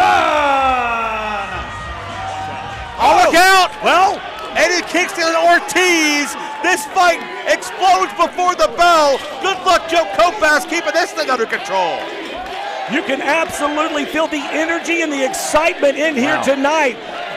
All of our superstars. Oh, go! Look out! Ortiz into the front row. Ortiz just took out the front row. You spoke of the power of Dalton McKenzie. The juice is loose in the early going. And you guys are going to pour Oman out to me, right? Jake Oman, we absolutely will. We absolutely will. Yeah, that'll be later tonight in the main event, but right now. Trust me, you're not going to miss him.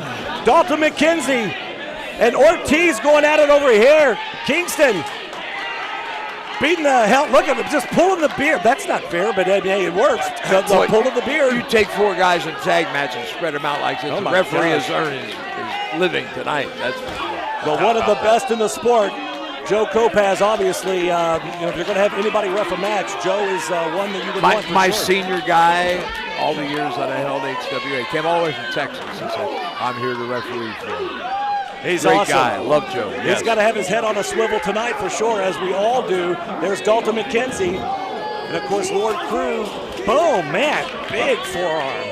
Eddie Kingston's music says it all. The world is cold. You better bundle up. Kingston has sacrificed so much to get where he is today. A man that 5 years ago was almost forced to sell his wrestling boots to pay his rent. Man. And now one of the top stars in AEW today. What a comeback story. We can all have, back in the day, have stories like that. Like, believe me, I've taken some tomatoes and squeezed them into hot water. Tomatoes soup my time. Some hot pockets on the heated up on the radiator. Yeah, there you go. Yeah. Well, what are these Cincy boys going to do when they put the squeeze on Ortiz? That's and true. they've got him 2-on-1 center of the ring. I was about to say the big. He got man. it. The height, the elevation. This Lord Crew is so devastating. Spent some time over in Japan and came back I don't know if a better man, but a more different, more aggressive man for it. He's so thick. Yeah, from the calves on up. You know, he's built like a defensive lineman more than the rest of them. Working at, talk about Japan, part of the All Japan Champion Carnival 2024. And check out the elevation. That Crew gets on that leg drop, but only a count of one. You talk about that fighting instinct of Ortiz, somebody who knows what it's like to survive on the street, someone who is a very accomplished, multiple-time World Tag Team Champion. Well, they don't call Crew the bare-knuckle berserker for nothing, man. And Dalton McKenzie just stomping a mud hole into Ortiz. I know these two men have been terrorizing the NWA in recent months, along with Jack Vaughn. All right, Lopez, you got trouble over here in the corner, son. You better get over there. Yeah, Eddie Kingston tried to come in and offer some assistance as the double team ensued, but look out, man! Ortiz just getting ragdolled and tossed around. He just muscled him up. He did not throw him, he muscled him. I don't think Dalton, biting the knee now. Trying to bite through those huge thigh muscles. Well, that's one way to take a big man off his feet, I guess. That's like a 7-course meal. But look, Dalton McKenzie unfazed. Look at the power. I don't think this kid understands his own strength. Oh man. Another name out of the past.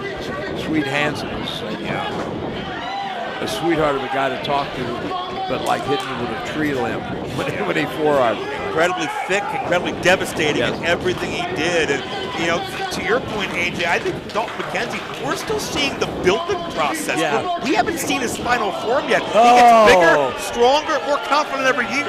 How long has this guy been in the industry? Anybody knows? Is that Dalton McKenzie? Yeah. Dalton, man, he's only about 4 years. Yeah, 4 years. That's a hiccup. It is. Yeah. Gosh. Oh, he's got all the tools. He really to go does. very far, and so does Crew. Oh man. You know, it's what I see from him. Here's a guy that needs to find a step up in competition. You know, like an MLW, you know, or TNA or something. That you know, just before he hits that Raw or SmackDown or even AEW. Well, certainly well on his way with places like this, Squared Circle Expo, NWA as well. As well, they've been the NWA Chicago Tag Team Champions. Oh, really? Dalton McKenzie, along with Jack Vaughn, believe it or not, have held those titles before up in Chicago. Dalton McKenzie and Lord Crew both, obviously, like Joe said, have competed in the NWA and still compete there from time to time. The Crockett Cup is coming up. Yeah, absolutely. Absolutely. So they're getting the reps in for sure. And now on the outside, Dalton McKenzie now. Joe, Jesus, Joe, come on. Well, hey, Eddie Kingston's a handful when his temper gets the best of him, trust me. It's a good thing this is not my show, or Joe and I'd be going to the office after this. Eddie's had enough. Eddie has seen enough, and he is ready to come to blows. Eddie Kingston is unconventional, he is emotional, he reacts, he's impulsive. Yes. Well, when you see your tag team partner getting the hell beat out of him, of course you're going to be emotional and get involved. Yeah. Well, maybe you wouldn't. You'd probably just stand there and just watch it happen, wouldn't you? Hey, it's not me. You wouldn't. Eddie Kingston's almost become like a big brother to Ortiz. Ortiz was on his own. He wasn't in his previous tag team anymore, but Eddie Kingston, he affectionately calls Ortiz Monkey. These guys are like family. You know, I've been wondering about Eddie since he came back because he dropped so much weight, right? And that could be a minus factor, especially with a guy older, right, but more mature. Well, you know, Ortiz and Kingston are the reigning Outlaw Wrestling Tag Team Champions up there out of Brooklyn. And, you got to think, they've been making towns, just outside of AEW Ring of Honor. They've also been traveling around the country. They've been tag teaming a lot. So it's not like they're new to tag teaming together or, and to your point, they've been friends for a very long time. So they know each other backwards and forwards. We got to give credit, Les, to the chemistry, the tag team tandem that is Crew and McKenzie, at least until Ortiz finds an opening. Wow. And the tag to Kingston, and here comes Eddie. Kingston going to unload with those All Japan 1990 style chops. Man, Eddie just likes to I would fight. tell you what I call those, but this is a family. Okay, we'll have enough profanity if Kingston gets the mic at any point. Right, there you go. Oh, rapid fire. Oh, gosh. And those chops, people think, they just smack. Those chops will knock the wind clean out of you. They take their toe, don't they, Les? If you've ever been chopped by Johnny Valentine, Walter Daniel, or Ric Flair, somebody said today Johnny Valentine to me, and I said, when you mention that name, my sternum. Well, right now, McKenzie, more than his sternum's going to feel this. Great double team. Yeah. Russian leg sweep and a STO back heel chip combo. Can I be just a bit sarcastic here and please tell Eddie and the team this is not AEW where you can take the count of 452 right before you get out. Yeah, they better be careful because Kopaz definitely will count you out if you don't. Oh, spear out of nowhere! Where in the hell did that come from? Cover here! Ortiz able to break it up. Good night, Joe. Yeah, nearly put him away, but notice McKenzie immediately disposes of Ortiz, but Ortiz, with that tunnel vision, will not let Eddie Kingston victimize 2-on-1. Oh! Reverse the big man into the post. And in the ring. But can he follow up on it? That's the thing. He's hurting too. Lord Crew talking trash now to Eddie. Oh man, that was a stiff forearm right to the jaw. Dressing down Kingston, talking down to Kingston. And the crowd goes up, starts to chant Eddie. I'll tell you what, Crew's not the first one to make Eddie Kingston feel lesser than, to give Eddie Kingston doubts. He's fought mental health his whole career, but he's come out stronger from it. And this is where Eddie, this is where he excels, guys. He loves the chops. He loves the forearms. He loves just to beat the hell out of each other. Good night. And it's almost like receiving those chops just awakens Eddie Kingston, re-energizes him. Oh! That wasn't a job, gentlemen. That was just a big right hand. Spinning back fist from Kingston. DDT. Ortiz with a splash is the exclamation point. Can he catch him here? 2. It's over. Here are your winners, the team of Eddie Kingston and Ortiz. What an incredible match. They pulled it out. They did. That's crazy. Les, it wasn't pretty at times, but it was damn sure physical. It was ugly. Yes, that's the word you're looking for there, Joe. It got a little ugly. It did. Yeah. Absolute hell of a contest. You got to give it to Lord Crew and Dalton McKenzie. They tried their best. Look at that spinning back fist. Connects right on the money. Yeah. You could see Crew's legs went out on him right away. Oh, yeah, absolutely. And the DDT, boom, plants it, finds his mark. What a hell of a match. Ortiz now flying off the top rope. Full-on splash, connects.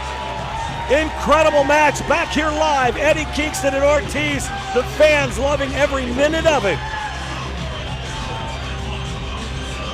There'll be another day for Crew and for McKenzie, no doubt, but Eddie Kingston and Ortiz celebrating in style.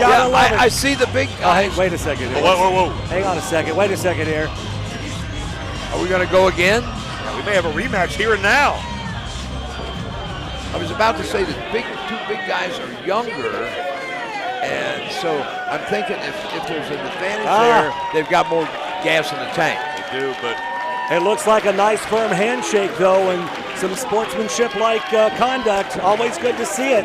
Look at the chest of Lord Crew, man. Through all those tattoos, you can see it's just bright red. You know, the old man here that. just said, I sensed there was going to be more, but not. Wow. No substitute for the experience of Kingston and Ortiz here tonight. And we still know Crew and McKenzie will be back, and we know they'll be better. We still have a lot more to come. We're going to take a quick break. We'll be back with more Squared Circle Expo right after this.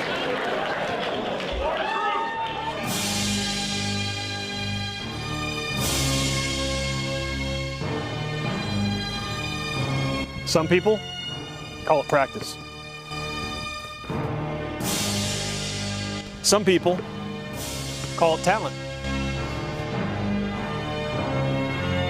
Me, just call it another day in the perfect life. I think that was impressive. Wait to see how we practice law.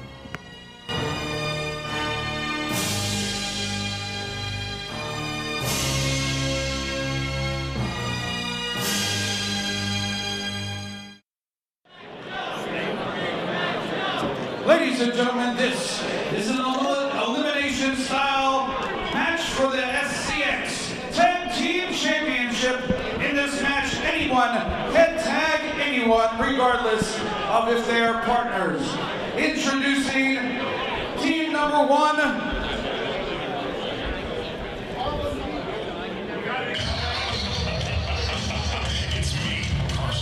Oh, God. God's here? Well, in his mind, he may have a God The complex. most successful man in professional wrestling, Carson Drake. His tag team partner, Damian Sandow. Well, that's the largest walking can of Pepto-Bismol I've ever seen, Carson Drake. And loves that dance with the hips and the strings, and it's invisible, and it's just so obnoxious. are we going Damian Sandow, or are we going Aaron Stevens tonight? I got on my card, I got Aaron Stevens. Hey, I don't want to get a cease and desist. Penzer can do what he wants. All right, I'm going with Aaron Stevens. There's that jackass. You gotta narrow that down. Good Lord. Yeah, just a point. Well, this is for the Squared Circle Tag Team Championships. Defending champions Al Snow, the legend, and Cal Hero, the young up-and-comer. Guys, I'm going to be obviously a little partial. A couple of OVW guys in this one. But tonight, they're the defending Squared Circle champions. Yeah, I've heard a lot about this Cal Hero. Of course, his dad's in the business for 100 years and so, right? Yes. They're accompanied to the ring by the guiding light, Josh Chernoff. Oh, God. I almost forgot about him. I tried to. You guys are so nice. Are you Sean always Donovan, just loving? Danny Moss, the team of Sit to Slaughter. Well, Wes, if I give you $10, will you go up there and stretch out Josh Chernoff for me? That'd be great. He's the idiot in the gold jacket. Let Les get to know him for 5 minutes. He'll pay you to do it. Well, that's true too. Hey, listen, I brought Mace tonight. I'll blind him. It's Sean Donovan. It's Danny Moth. Two badass veterans who don't care about anybody or anything. Yeah. They're just here to hurt people, take names, and win championships. You know what? I didn't real. I looked tonight in the dressing room and I know this guy and I didn't have a chance. Moth. My Danny God. Moth, yeah. I can remember watching him with Ring of Honor, for God's sake. Ring of Honor, Him and, OG. I think Chris Daniels were a team at one time. It's good. No. I forgot you existed. Excuse me, did you buy that from, is that from Bill Apter? What did Bill charge you for that? Plate. The card? Manager of the decade. No. It says pro wrestling. That's not even. It says pro wrestling's underappreciated. That's not official. Accompanied to the ring by Danny Niels.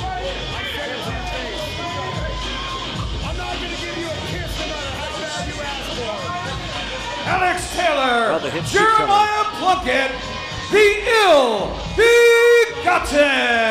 I saw this team get a big win a year ago over Crazy Say. Don't get hot at me. Johnny Man out here tonight. You haven't even done anything Well, yet. I couldn't hear him over his jacket. Well, yeah. I don't know, Les, I'll take you back a little bit. This team here, they remind me of shades of the Fabulous Ones and that ring attire, those ring jackets. Now, I'm not saying they can wrestle like the Fabulous Ones. I was just going to say, I'm just saying whether they take the jackets off. They're cosplaying as the Fabulous Ones. That's all I'm implying with that one. Well, the one thing, the guy in the sequin vest, I'm looking at the hips, and he's got a hell of a lower body on him. It's got a guy who can get down and drive right through you. Are we going to have some NWA cooperation here? I noticed Plunkett and Stevens having some consultation. This is a four-way match. That's a great analysis, Joe. That is indeed the question. We are just waiting on the SCX Tag Team Champions here. But yeah, I mean, we've got 2 NWA teams in here. This thing. And ladies and gentlemen, the final tag team.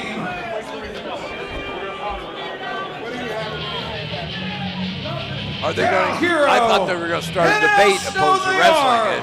The SCX Tag Team Champions, the newest Rockers. Well, we saw. Wait a second. What's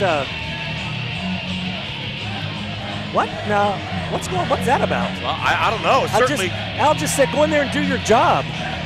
Well, certainly there's been a very close mentor-mentee relationship with Al Snow and Cal Hero that dates back to when Cal was a child. Al Snow and Cal's father have been good friends for many, many years. Oh, yeah, over 30. It's been a dream come true, I think, for Al to help Cal realize his dream and for Cal to be a tag team champion with somebody that's been basically his friend for life. You know, I haven't seen my friend Albert wrestle in a while, but I've watched him on Well, you probably Facebook won't see it tonight here either, with Les. the Indian clubs, and I'm just wondering how much power he's got in the shoulders and the arms from those clubs. I also mentioned to him today those clubs ruin rotary cuffs, too. That's true, but Al Snow, incredibly well put together. Oh, God. Hey, oh, no. How did you get a mic? Who did that? No. First off, you morons, nobody wants head. The only person that wants head is Al Snow. That's probably true.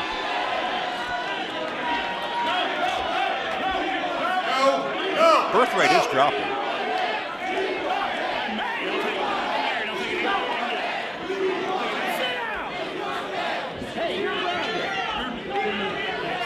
What a surprise. The people from Indianapolis were born with a blood alcohol content the same as their GPA 2.0. That's high and low. Now, it's me, the most successful man in the NWA, Carson Drake. And he's bragging about that. A man that has not been at a convention in well over a decade.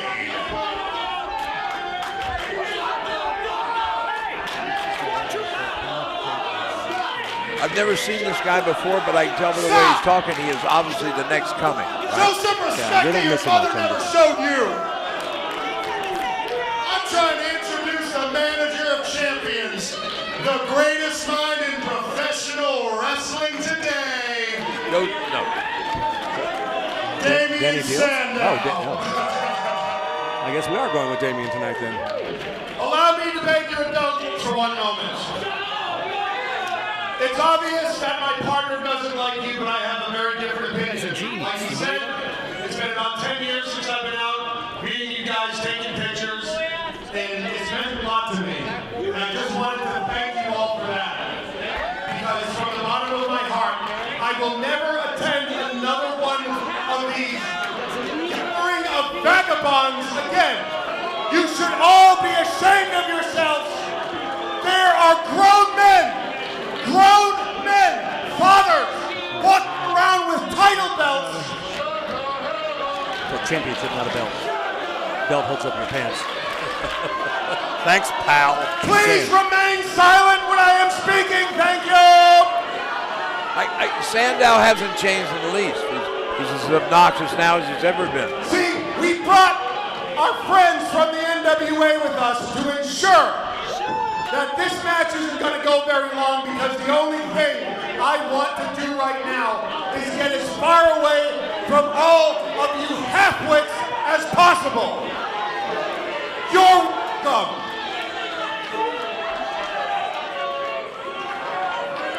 Well, Al Snow standing there just waiting patiently for this diatribe of idiocy. If you've read the Aaron Stevens, Damian Sandow playbook, you know how this goes. And unfortunately, Les, Carson Drake is following right in the coattails of everything Sandow stood for. Well, you see, the Team NWA. Well, at least he has a follower. Yeah, well, it's better than none. Team NWA standing strong over there on the opposite side of the ring here. So again, Joe, back to your point here, listen, anybody can tag anybody in this thing. You know, NWA has to have the advantage. Wouldn't you say, Les? Well, I was saying numbers, absolutely. You were mentioning about Al standing around so quietly. Unless I miss my guess, and I don't guess ages or stuff, but Al's the veteran in there.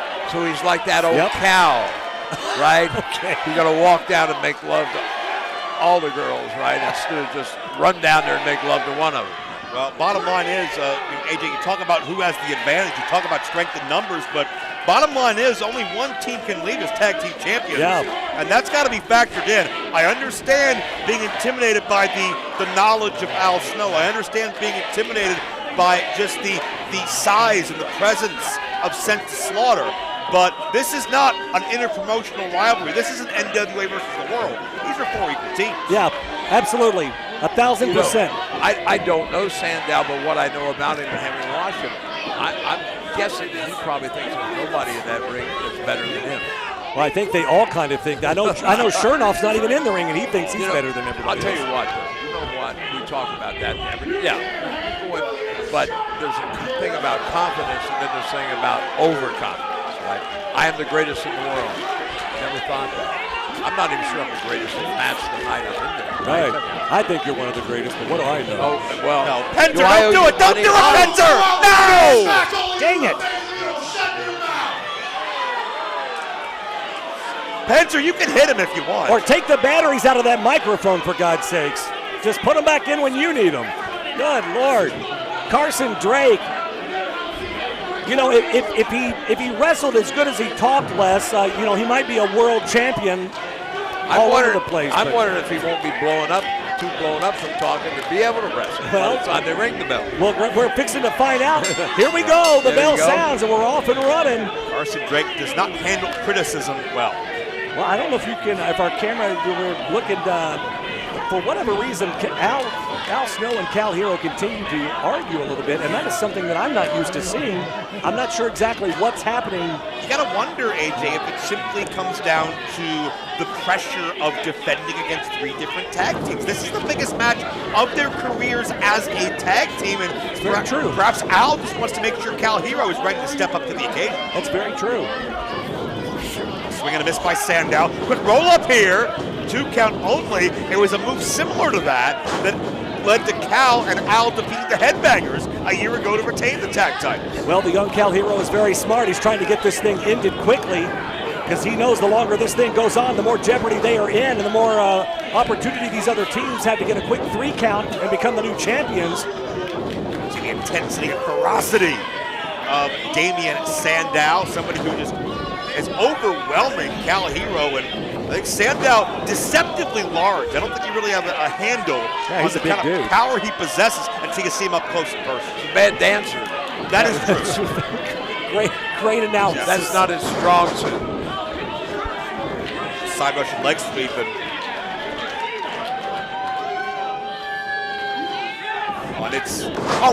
went for the old elbow of disdain from his prior era. But Cal Hero not going to wait around to feel the effects of it.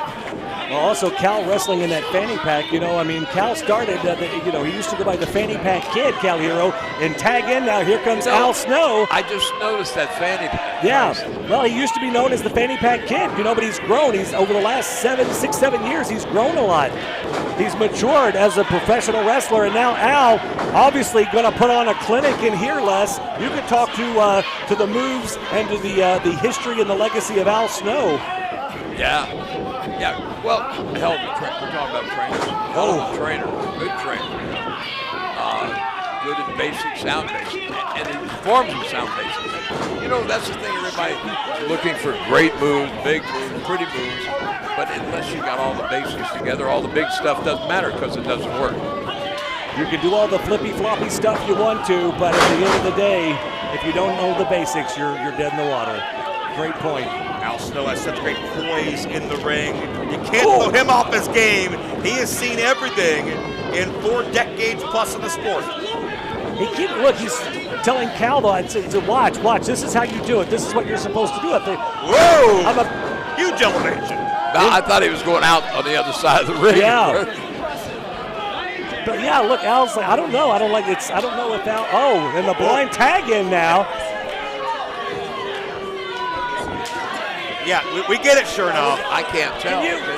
Can you go back over? We weren't talking about Josh Chernoff for 2 minutes, and it bruised his ego. But wait, look at this! Look, Al just pushing Cal and saying, get out. I think we're looking at maybe a tough love lesson in real time, gentlemen. I've never seen this before. I'm not exactly sure. Oh my God! What the hell just happened there? Cal, what are you doing? That's a pin, and the champion just got eliminated. Ladies and gentlemen, the newest rockers What the hell have been eliminated. What did I miss? Cal Hero just super kicked Al Snow, and Al Snow just got pinned. The SCX champions are no more. We're going to have new champions, but the bigger story is that Cal Hero just turned his back on his mentor. His mentor, since he was a child, he's known Al his entire life as Cal Hero, and something in him has just snapped. The referee is confused. We're all confused. This is not the Cal Hero I know. It's not the Cal Hero any of us know. I can't believe. The point is, she can't. Well, Al's out. She can't referee the dispute. She needs to get Al out there and another foreign body in there. Technically they haven't been eliminated though. Well, it looks like Hero's planning on walking and quitting. I cannot believe how disappointing. What in the hell has gotten into Cal Hero? Yeah, and that emotion overwhelming Cal in his face. And to your point, AJ, you're the one that first called it. These two men were not on the same page from even before they stepped through the curtain. But even with that, I thought it was the pressure of a big match situation. I just thought it was tough love. I just thought Al saying, look, you got to be focused. You got to be on point. Yeah, we know. We got it, sure enough.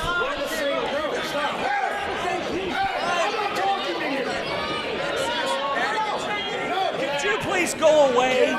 Jesus. You're not on the call for this broadcast, Josh. Is that your buddy? He said back to you, Joe. Is that your pal? Yeah, that's your buddy? Hey, don't wish that on me. I don't claim him. Well, apparently the newest rockers are out of this one, guys, and so now we're going to have new SCX champions. Yeah, and now it comes down to, no NWA love here because Jeremiah Plunkett of the Ill-Begotten now enters against Carson Drake, and picking up where Al Snow left off with a high elevation. Yes. Plunkett's got that body frame where he may not be built for bodybuilding, but there's a lot of power in there. I'm looking for a pile driver. Oh my gosh. What? Ring the bell? What the hell's that? He tapped out? Oh! What in the world are we seeing here? What the hell did the referee say he tapped? What? He was making the tapping motion, but referee better get it under control. My God, I'm not sure exactly what's happened here. A mini battle royal in your hands. We do. An explosive clothesline by the Ill-Begotten who sent Drake and Sandow out of the ring, and was Carson. Ladies and gentlemen, Carson Drake and Damian Sandow have been eliminated. So Carson Drake was so scared. You tapped out? You did tap. You did tap, though. You worried about messing up your perfect looks? What's your deal, man? Carson said I didn't mean to tap, but you tapped. Tapping like a drum major. Well, we forgive you, but you're still out. The best news is they can leave now. And now, what is Danny Deals doing over here? Now listen, you know it, Joe. You're looking at my jacket. You're looking at his jacket. Who has a better jacket? Me! I got a better. Can I call a draw? He was talking smack a minute ago about you. I'm just saying. Don't get hot.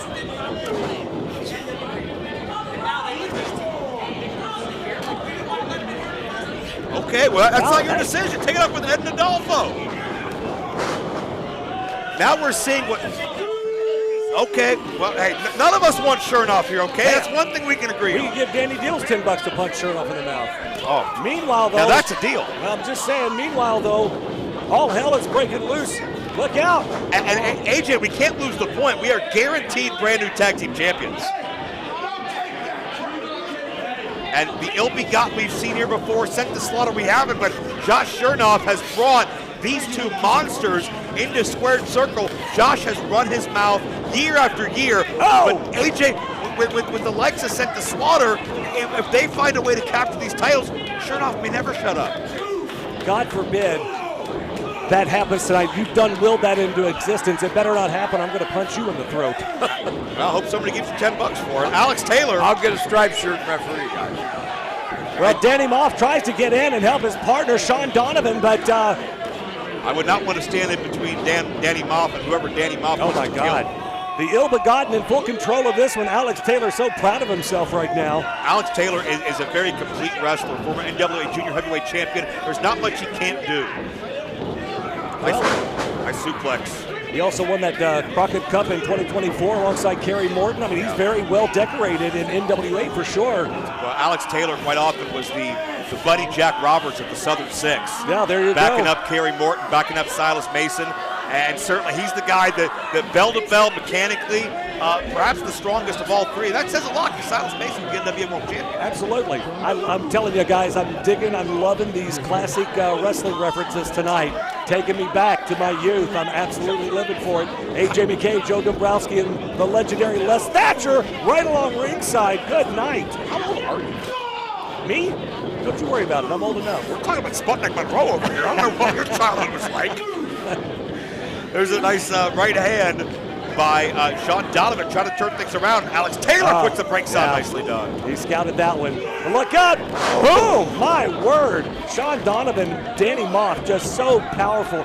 Why they've aligned themselves with Josh Chernoff, well, it's beyond me. They both are built like tanks. Actually, they got the best, power setup of all the teams. Oh, wait a minute. We can see Dan Moff. Oh no! Ring of Honor original Jersey All-Pro Wrestling Hall of Famer in legally for the first time. The freshest guy out here right now, Joe. We have not, like you said, we've seen him for the first time tonight. Yeah, I've seen Dan Moff for decades. I don't know if I've ever seen him in a good mood unless he was hurting somebody. I don't even think they care about winning the tag team championships here tonight at Squared Circle. I think they just want to do some damage. You know what, AJ, though? I know Chernoff cares, and Chernoff has done so much to channel that rage to a goal that lines his pockets. Yeah, we saw it, Chernoff. The guiding light, of course, the manager of the decade, as he calls himself. Well, obviously, yeah, he would name himself after a soap opera. They couldn't call him the Bold and Beautiful, for God's sake. Danny Moe! Oh, my God! Just crushed Alex Taylor. Sean Donovan now. Sean Donovan with that Mr. Fuji-style senton. Look out! Oh, Danny Deals saves his charges. Well, he knew they were in trouble. He didn't have a choice there, guys. Oh, look at Chernoff, how pissed off he is. That would have been 3 for sure. Well, I can't argue with you. Danny Deals, I think, sensed it as well. I mean, sometimes a lot's on the line tonight. Sometimes you got to do what you got to do. Now look at this. Chernoff's looking big and bad, getting on the apron, trying to do something. When he's got these two heavies backing him up. Yeah, Chernoff is 5'5". He can't even get on the big rides at the fair. What the hell is he doing up on the ring apron? Get out off of there. Idiot, he hurt himself. Alex Taylor taking back over. Back elbow connects with Donovan. Another 2 count. And certainly the more he was just covering. Yeah, you got to hook that left shoulder. He didn't have the left shoulder up. Especially with the guy's powerful as Donovan. Unless he's unconscious, you've got to anchor both those shoulders. And that knee lift changes things around. Moff back in. To your point, Les, I think that laissez-faire attitude may have led to Sent to Slaughter turning things around. Yeah. Look out. Danny Moff. My God, that's like getting hit by just a Big Mack truck. Good. This guy is so devastated. It's going to get worse. Oh, my God. Oh, my word. Good night.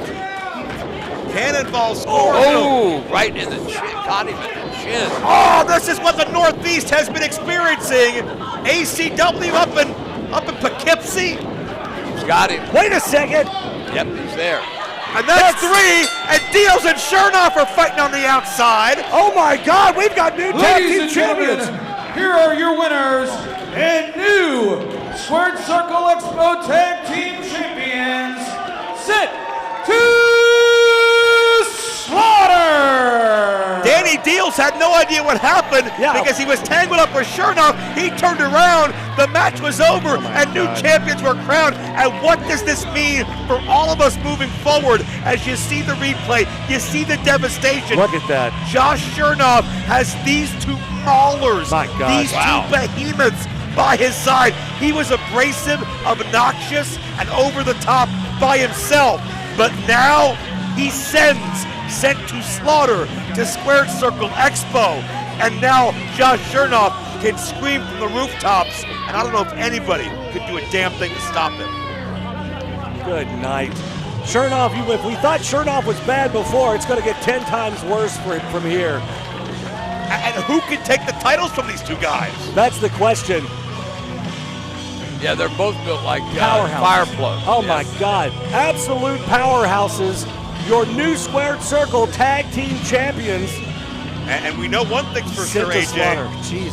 I don't think at any point, anytime soon, the newest Rockers will be activating a rematch clause. I mean, so much happened in this match tonight. I can't believe what we saw with the newest Rockers and Cal Hero turning his back on his mentor, Al Snow. Just incredible. Let's send it back over to David Pinzer for our next match. David? Ladies and gentlemen, this is an elimination match for the Women's Squared Circle Expo Championship. All 4 competitors will start in the ring and remain in the ring until they are eliminated. Introducing first.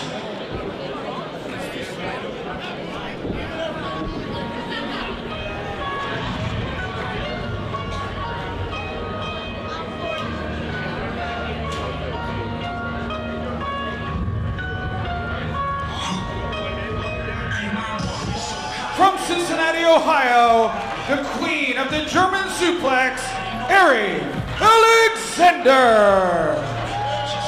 Ari Alexander making her way into the Squared Circle tonight. Big opportunity for her as the Women's Squared Circle Championship is on the line. Elimination, no tag, all 4 in the ring at the same time. Man, I tell you, every one of these matches have been absolutely bangers tonight, guys. And it's been difficult to call some of this action. Please don't take what I'm about to say in the wrong manner. She appears to be the female Danny Mock. Wait till you see Ari Alexander go. She is the queen of the German suplex for a reason. Challenger number 2, also from Cincinnati, Ohio. She is a 2nd-generation superstar, Josie Yang. Well, I'm a big fan of the Yang family. Of course, Jimmy Yang is somebody who has been so important to pro wrestling in this area, certainly Cincinnati, dating back to Lester days in Heartland, and that continues on with his young daughter, Jazzy Yang, still just starting her journey. Well, you went on his hillbilly party bus, didn't you? Didn't you when you were there? Yeah, I've not been on the bus, but sometimes I wish I have. I do have his new autobiography, though, Jimmy Yang. I know how old wrestlers yell at their sons. I'm curious how Jimmy would yell at his daughter. It's so different, I'm hoping. It's a good question. From Oakland, California, Shotzi Blackheart. Back in December, Joe, I had an opportunity to call a Shotzi Blackheart match. Shotzi Blackheart versus Serena Deeb. You talk about a banger that was. Those 2 women beat the hell out of each other. Shotzi Blackheart gained even more respect out of me after that match. I am really looking forward to seeing her compete here tonight. This is the first time I've seen her in person. I always like watching television. You can't tell about size on people, right? She's a good-sized girl. Absolutely. Look, she's a lot bigger than she appears on television. And one thing about Shotzi, she is fearless. She's the ballsy badass. She's chaos in combat boots. She loves to rustle up the apple cart a little bit and make you question a thing or two. Shotzi's against the grain. from Fairbanks, Alaska.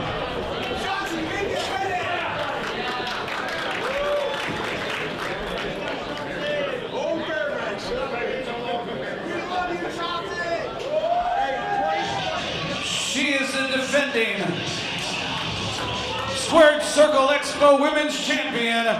For 183 days, she has been your champion. The Arctic Amazon, Freya the Slayer. Well, I don't want to correct Dave Pemser. Yeah, but you do.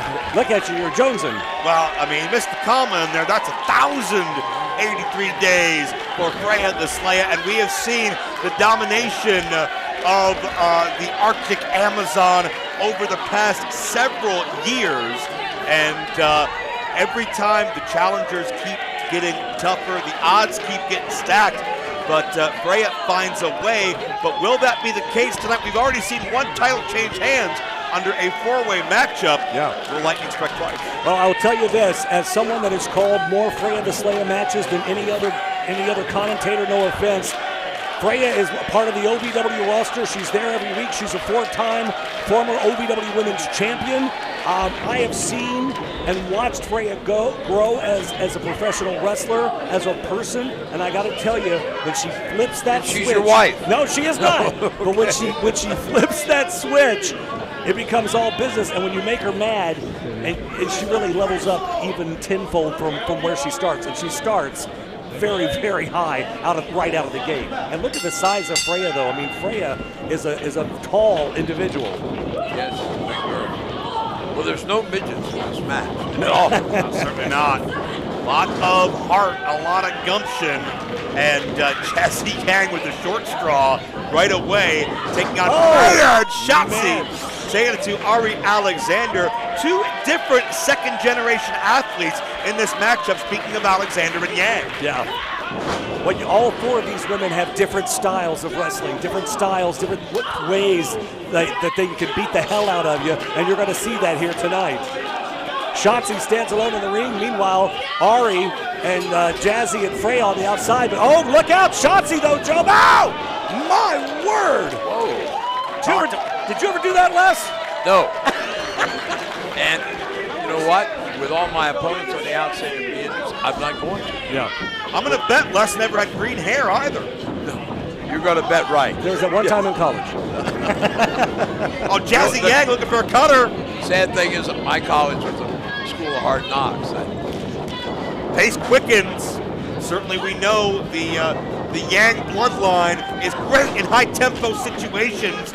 Les, what was it like mentoring her father, Jimmy Yang, back in the old HWA? You know what, Jimmy is a hell of an athlete. Seriously.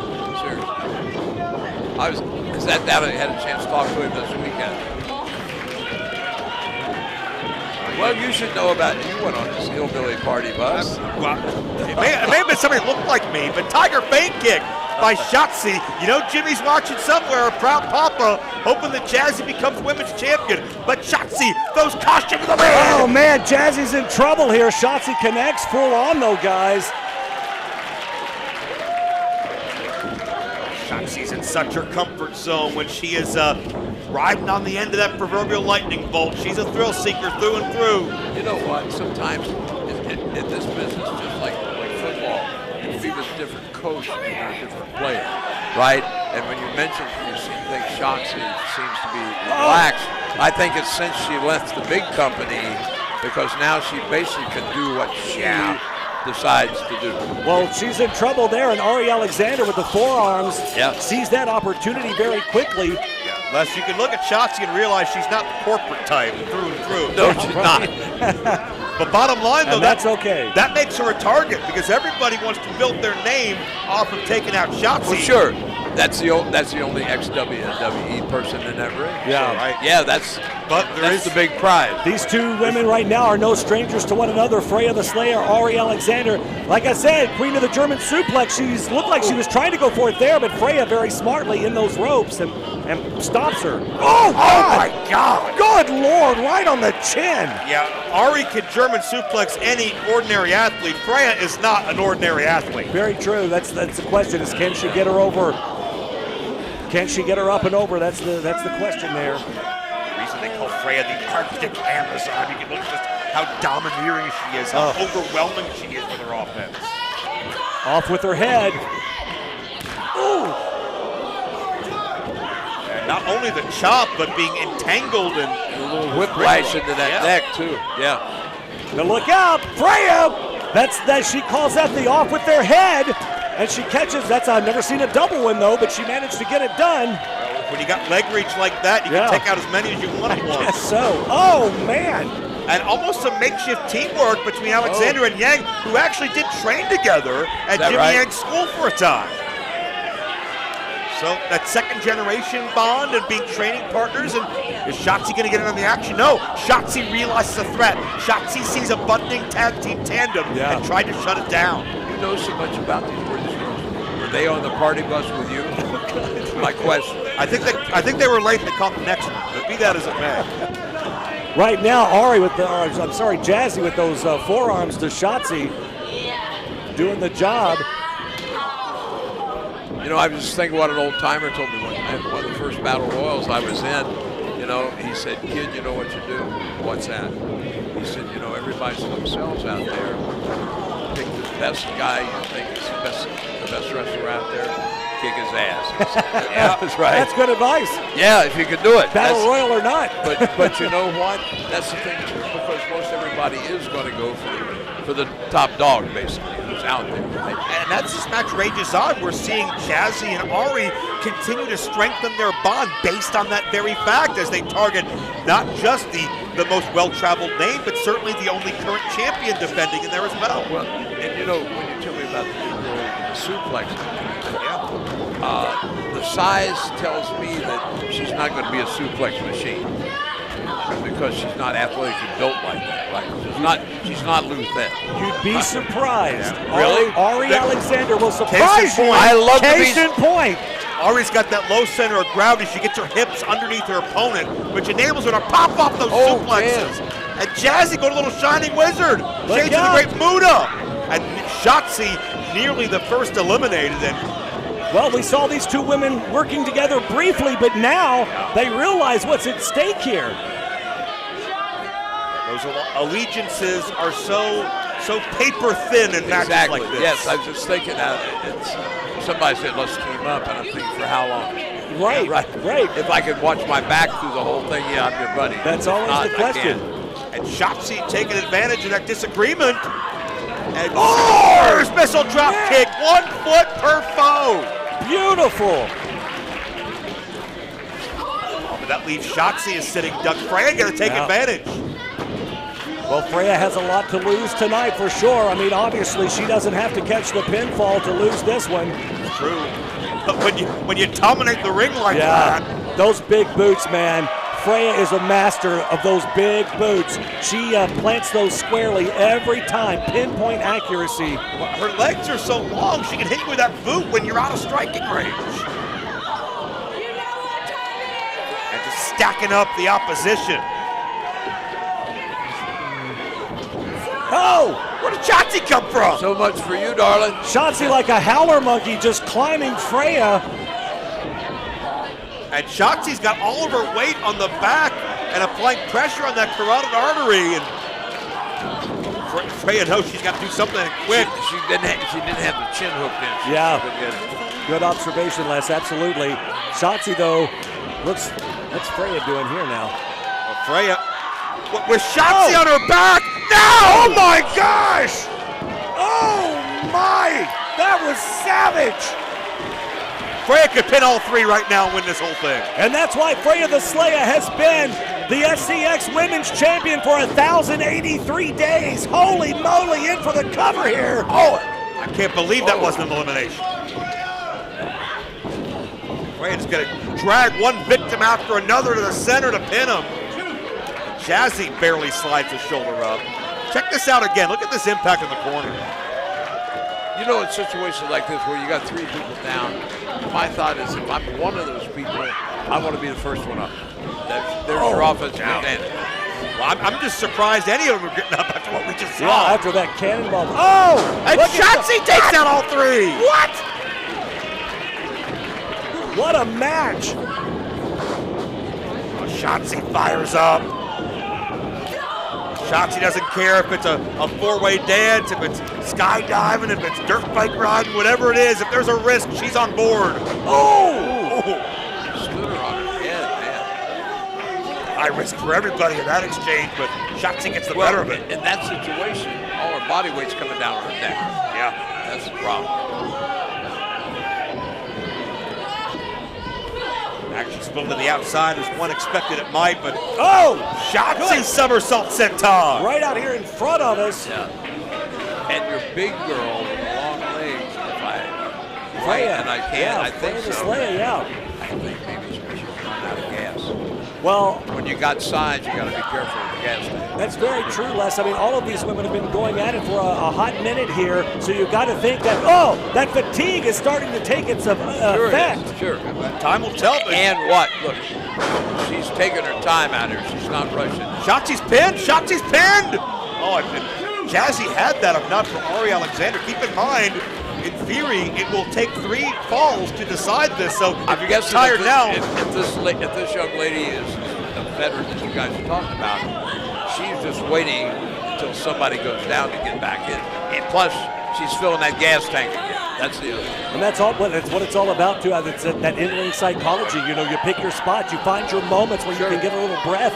Look out here, though. Yeah. Freya the Slayer gonna pick. Is she gonna choke slam? Oh my God! Stacks him up. Ari and Jazzy may be on E. Whoa! Double elimination. What? Wait a second. Is that double? What is that? Freya asserting her Jazzy dominance. Yang and Ari Alexander have both been eliminated. That's a double elimination, Joe. That's huge. Yes. Oh my gosh. And just like that, Freya was compromised, but reasserted that dominance in one fell swoop. And we're down to Freya, the defending women's champion, against Shotzi Blackheart, who's fighting with everything she has. Look at this. That choke slam and the double pin there as Shotzi Blackheart now is in trouble up on that top turnbuckle. I believe if Shotzi can get free of her and keep moving, she'll blow her up. I mean, that would be my plan if I were in that situation. Oh no, Freya's, is she calling for another cannonball? Shotzi won't get free from this corner. Oh my gosh. If Freya has her way. Look out. Oh, and Freya misses. And all that momentum now works to Freya's detriment as Shotzi gets it here if she, hurry up, girl. She likes to go senton. Oh, catches her. Shotzi scores. We have a new champion. Oh my. Ladies and gentlemen, your winner, and new Squared Circle Expo Women's Champion, I'm not a betting man, but if I'd have Blackheart. it's a lady who comes from the higher up promotion that's come down to this level. And I say that not that it's not a good level, but you get my point, absolutely. right? Yeah, I think the bottom line is Shotzi feels like she has something to prove in her newest chapter of her career. She's not that corporate representative. She's always going to be a little bit against the grain. And Shotzi comes to Squared Circle Expo, buries a huge senton on Freya the Slayer, and wins the title. Tonight we've seen another wrestler who can't play in the corporate grain. Yes. Regal. Bro, right? Yeah, Matt Riddle. Yeah, Riddle. Yeah. Well, you got to give it to Freya. I mean, Freya held the title for 1,083 days. Yeah. I think if these two women would have gone one-on-one, the outcome might have been a little bit different. You know, Freya obviously at the champion's disadvantage because of the other competitors. Yeah. But you got to give it to Shotzi. That was a hell of a match. Our new Squared Circle champion. Well, ladies and gentlemen, we're going to take a quick break to hear from our sponsors. We've got more action still to come. Stick around.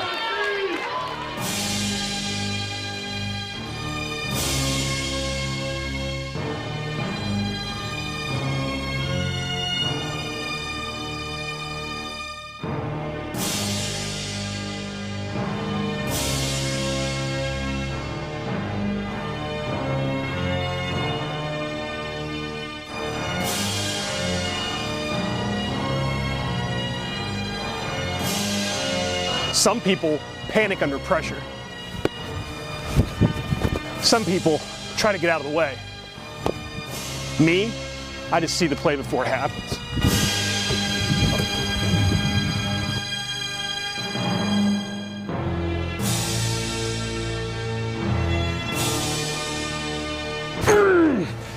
it, nerd! If you think that was impressive, wait till you see how we practice law.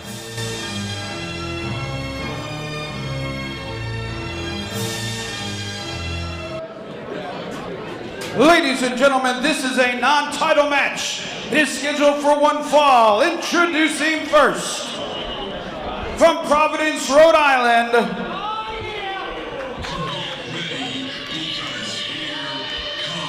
standing at 6 feet 12 inches tall, weighing 15% of a metric ton. He is the Fight Factory Wrestling Premier Champion, Big Trouble Ben Bishop! Well, Ben Bishop's been a bit of a viral sensation online, and yeah, he's got all the physical tools to go all the way. He's got a bit of a gift to entertain as well. I understand Ben Bishop's #1 fan, Tribal Keith, is watching the stream right now. Where does this kid come from? Ben is based. Where is Ben based out? Is he here? I don't believe he's out this way. I first saw him, I believe, in the Maryland area, but Bishop's been making his travels. He was in Tennessee working for Jeff Jarrett a couple of months ago. Well, listen, he played Australian rules football. I know that he played center for the University of Vermont because they won 2 America East championships. Ben is well-traveled. I know he's here every year. I assumed he was from this area. Again, this is an old set of eyes, but when I see a guy this size at this level, then I'm curious about what he's lacking. And his I opponent. don't mean to be offensive, but you From see my Sin point, City, right? Las Vegas, With that kind of Nevada. size, you don't see those guys in the Indies. Absolutely. Very well taken. Certainly He is the rising to current ranks quickly. RPW, ACW, and MLW World Heavyweight Champion. All those W's. Killer Cross! Well, the chants have been throughout the entire industry, the groundswell of fan support, the hashtags on social media have simply said, "We want Cross." And ever since he gained the freedom to give them Cross, unabridged, unfiltered, and authentic, Killer Cross has had a massive career resurgence. And there you see, adorning his arms and waist, the evidence. You know what? I started watching this guy in NXT, and I wasn't sure. And then when he went up to the main roster, I'm thinking, what are they waiting on? Why aren't they pulling the trigger on this guy? And the crazy thing is, him with his website or whatever has put himself back in the ballgame, right? 1,000%. My God, it's 2026 all over again. That would have never happened when I was pulling on the tights. It shows you really the power of the voice of the people, the wrestling fans, how they're able to move mountains when they get together for a common cause. And Killer Cross, AJ, has delivered every step of the way with every door that's open. You know, you got to ask yourself, as a fan, as someone that works in the sport of professional wrestling, you have to sit back and you have to think, if he's not on the big main stage, and at the big dance, if not Killer Cross, then who? Because you talk about a guy that personifies what a professional wrestler looks like. Yeah. But man, has he made an impact traveling the country and making a name on his own. I did believe, in NXT, where they were pushing him more like a giant. He's not that much bigger than the other guys. I'm thinking, I didn't know why they were going in that direction, right? But I think the guy's got a good look, and I think. But you know what I'm missing? Where's his old lady? Well, there is a reason for that we're going to talk about. And to your point, Les, Killer Cross is not bigger than Ben Bishop, so he will not have that size and power advantage into tonight's match. Well, no, he's not bigger than this. But nobody is. No, but that in NXT is what I'm saying. Yeah. They build him as, but yet they had like 2 guys. He was beating 2 guys, and I'm thinking, in our business, he's a normal-sized guy. I think he's not a giant, right? Speaks to the ferocity that Killer Cross brings, that Gracie Jiu-Jitsu he's been training in recent months, in tournaments and competitions. But let's talk about the personal animosity between these two men, because they've had a war of the words online. It's been savage. Ben Bishop really? came out and said, Bishop said, I will do anything to stop Killer Cross. I'll do anything it takes. I may even punch his wife in the face. And Killer Cross got so hot and bothered by that management, Ed and Adolfo, decided, listen, this thing's a powder keg. Let's remove Scarlett from the equation. You know, I've a million things I can do with Scarlett, but never punch her in the face. Oh, there you go. But Killer Cross has said, the big boo right out of the gate, Joe. Killer Cross has said, and I quote, I am going to try to kill him. I am going to end his life live. So if I'm Ben Bishop, I better come out hot from the start because he's in danger. Well, you've got Ben Bishop. The disadvantage that Ben Bishop has in this one, guys, is that with his size, with his massive height, those long legs, Ben's not super fast, but his reach, when he can get a hold of you a lot easier, but he can't chase you. So you got to think that Killer Cross will work that to his advantage. And not that I think he's disjointed or clumsy, but I'm waiting to see a little more speed and finesse for his size.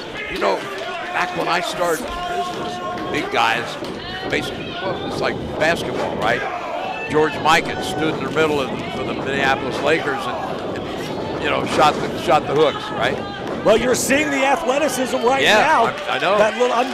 I'm telling you, Ben, he's got pockets of that. He's got moments where he fires up. But again, to your point earlier, you know, is that going to wind him? You know, is he a finisher? Yeah. Exactly. Yes. Is he a finisher? You start off strong, but can you get to the finish line? That's the question tonight. Yeah. And guys, I think there's a big difference between finishing and finishing on this level. Against someone like Killer Cross. You guys talked about, you know, not being at the big dance. To me, the big dance is anywhere Killer Cross is right now, because that's where the eyeballs go. Let me say, if I were sitting here scouting, or the kid in the red, if I were training him, this is a test. Because I tell kids from the Indies, you work with people you know are better technically than you.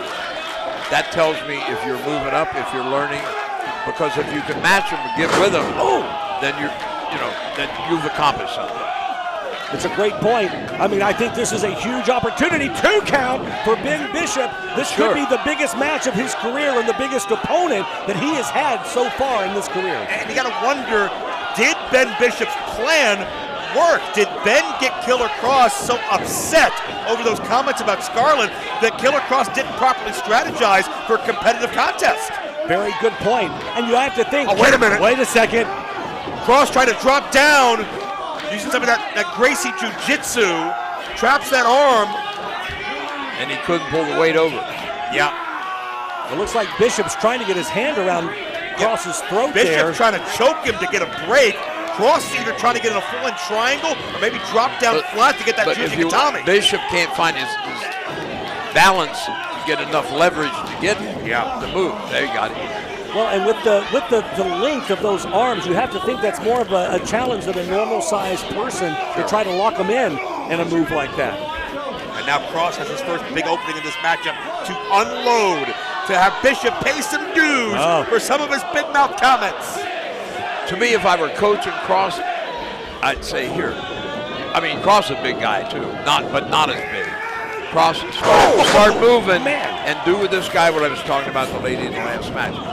Run his gas tank empty, right? And then you eat his lunch. It's that simple. The question is, not that simple. Yeah, what kind of game plan does Killer Cross have here tonight? And Joe, you're going to think too, guys. I mean, he's so used to having Scarlett out at ringside with him. With her not, I understand why she's not here. I understand her. You know, he wants to ensure her safety. But it's got to be an odd. Look out here. Smart on Cross's part, Les, because he's trying to take the legs out from the big man. You do that, he's dead in the water. He's a boat anchor at that point. Has that heel hook cinched in, and Bishop just trying to alleviate that pressure however he can. Yeah, look at the torque on that, though. Yeah, and look at Cross's ring positioning. If you take the height advantage away from him, then he's your safe level. Yeah, you got it. But that length enables him to find the ropes easier. And without a doubt, Cross has got the experience. No question whatsoever. Absolutely. Ben very smart. Bishop rolling to the outside, gets to the ropes, and Cross very smart to stay right on the big man. Cross pressing the advantage. Cross has never been a passive or a tentative fighter. He will be in your face the whole way. You know, the first time I saw him in NXT, I was looking more like a street fighter, right? Back alley brawl. Look out! Oh, geez! Good Lord! Right on the ring apron, the hardest part of the ring. Yeah. No give whatsoever. Metal meets wood, and Cross's body violently bounced, and the ring didn't budge an inch. You know, an old school guy watches these guys do slams and stuff on the apron. I think, you guys just masochists? What the hell is wrong with you? It's the last place I want to take bumps. Thank you very much. That was a desperation move out of Ben Bishop, though. I mean, he knew that he was in trouble. He knew that Cross had his number. And we know what's motivating Killer Cross, both from a professional standpoint and personal. Right here, Ben needs to either press him or figure he's going to. Cross is going to come back on him. Yeah. Cross is looking for the Doomsday Saito, but Bishop, those anvil elbows, hammer and anvil elbows down on the back of the head, able to cut him off in the pass, and now he's crossing his clutches. Almost a Cobra clutch. I was going to say, it looks like kind of a Cobra clutch there. I thought Bishop might have been trying to do a slam out of it, but he's just cinching in. Yeah, I did too. That's why I was kind of trying to figure out what direction he was trying to go there. Is Bishop trying to humiliate Cross by making him tap out? Bishop doesn't have him tight enough. He's not in on the carotid, I don't think. Cross found the same thing you did, Les. Big clothesline, rocks Ben Bishop. Killer Cross duck under now. Boom! Another clothesline, but Bishop doesn't go down, guys. Cross caught off guard. He's used to overpowering opponents, but Bishop caught him in midair. Oh, look out. They are rocking one another back and forth. And the animosity bubbles to the surface in this context. If Cross stays on him here, I think he's got it. Attempt number 2, Doomsday Saito. Can he leverage the big man over? He got him that time! Oh my! Wow! And into the cross jacket! Into the cross jacket! Bishop's caught center of the ring! There is no place for him to go. Even those long arms, those long legs are nowhere near that rope to get the break. And AJ, this is for Scarlet. You know Cross is cinching in extra tight. Beautiful, beautiful. Cross said he's going to kill him on live TV. The question is he at least going to knock him out or put him out here? Look at Cross wrapping his legs around the arm of Bishop, around the core of the body. Bishop has nowhere to move, no appendage to escape. It's out. Over. That's it. It's over. It's done. That's it. Let him go. Let him go, Cross. Let him go. Here's your winner. Oh, no. Well, he was... Cross is seeing red. Cross is... Let him go. Okay, you proved your point. You won the fight. Cross, it's done. We're going to have to get some help out here because Cross is indeed trying to kill him on live television. My God, get him off of it, for God's sake. Kevin, stop it, Kevin. You've done your damage. You made your point. You did it.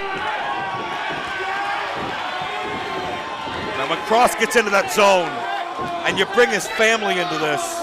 Ladies and gentlemen, here is your winner, Killer Cross. Yeah, you talk about the eye of the tiger. I've seen that on him from the get-go. Yeah, absolutely. Well, let's take a look at it again on the replay here, Joe.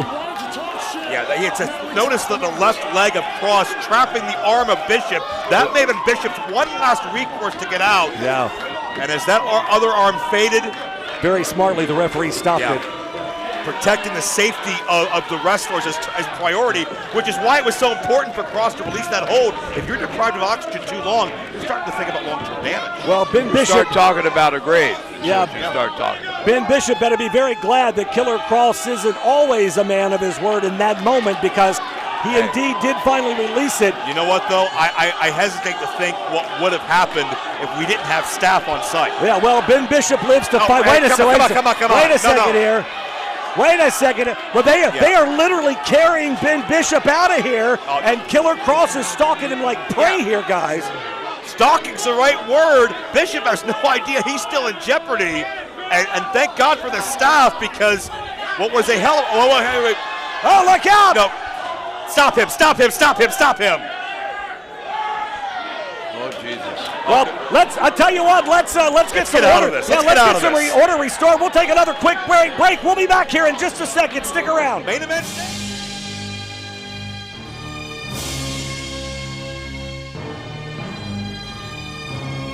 Some people spend years studying strategy, analyzing every move, planning 5 steps ahead. Me, I just play. Checkmate. If you think that's impressive, you should see me practice the law.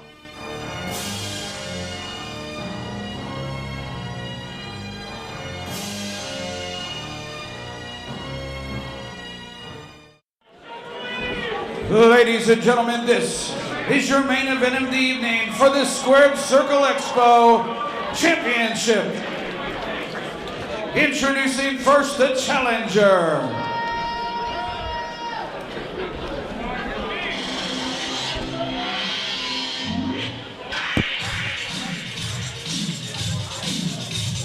From Calgary, Alberta, Canada, he weighs in at 265 pounds.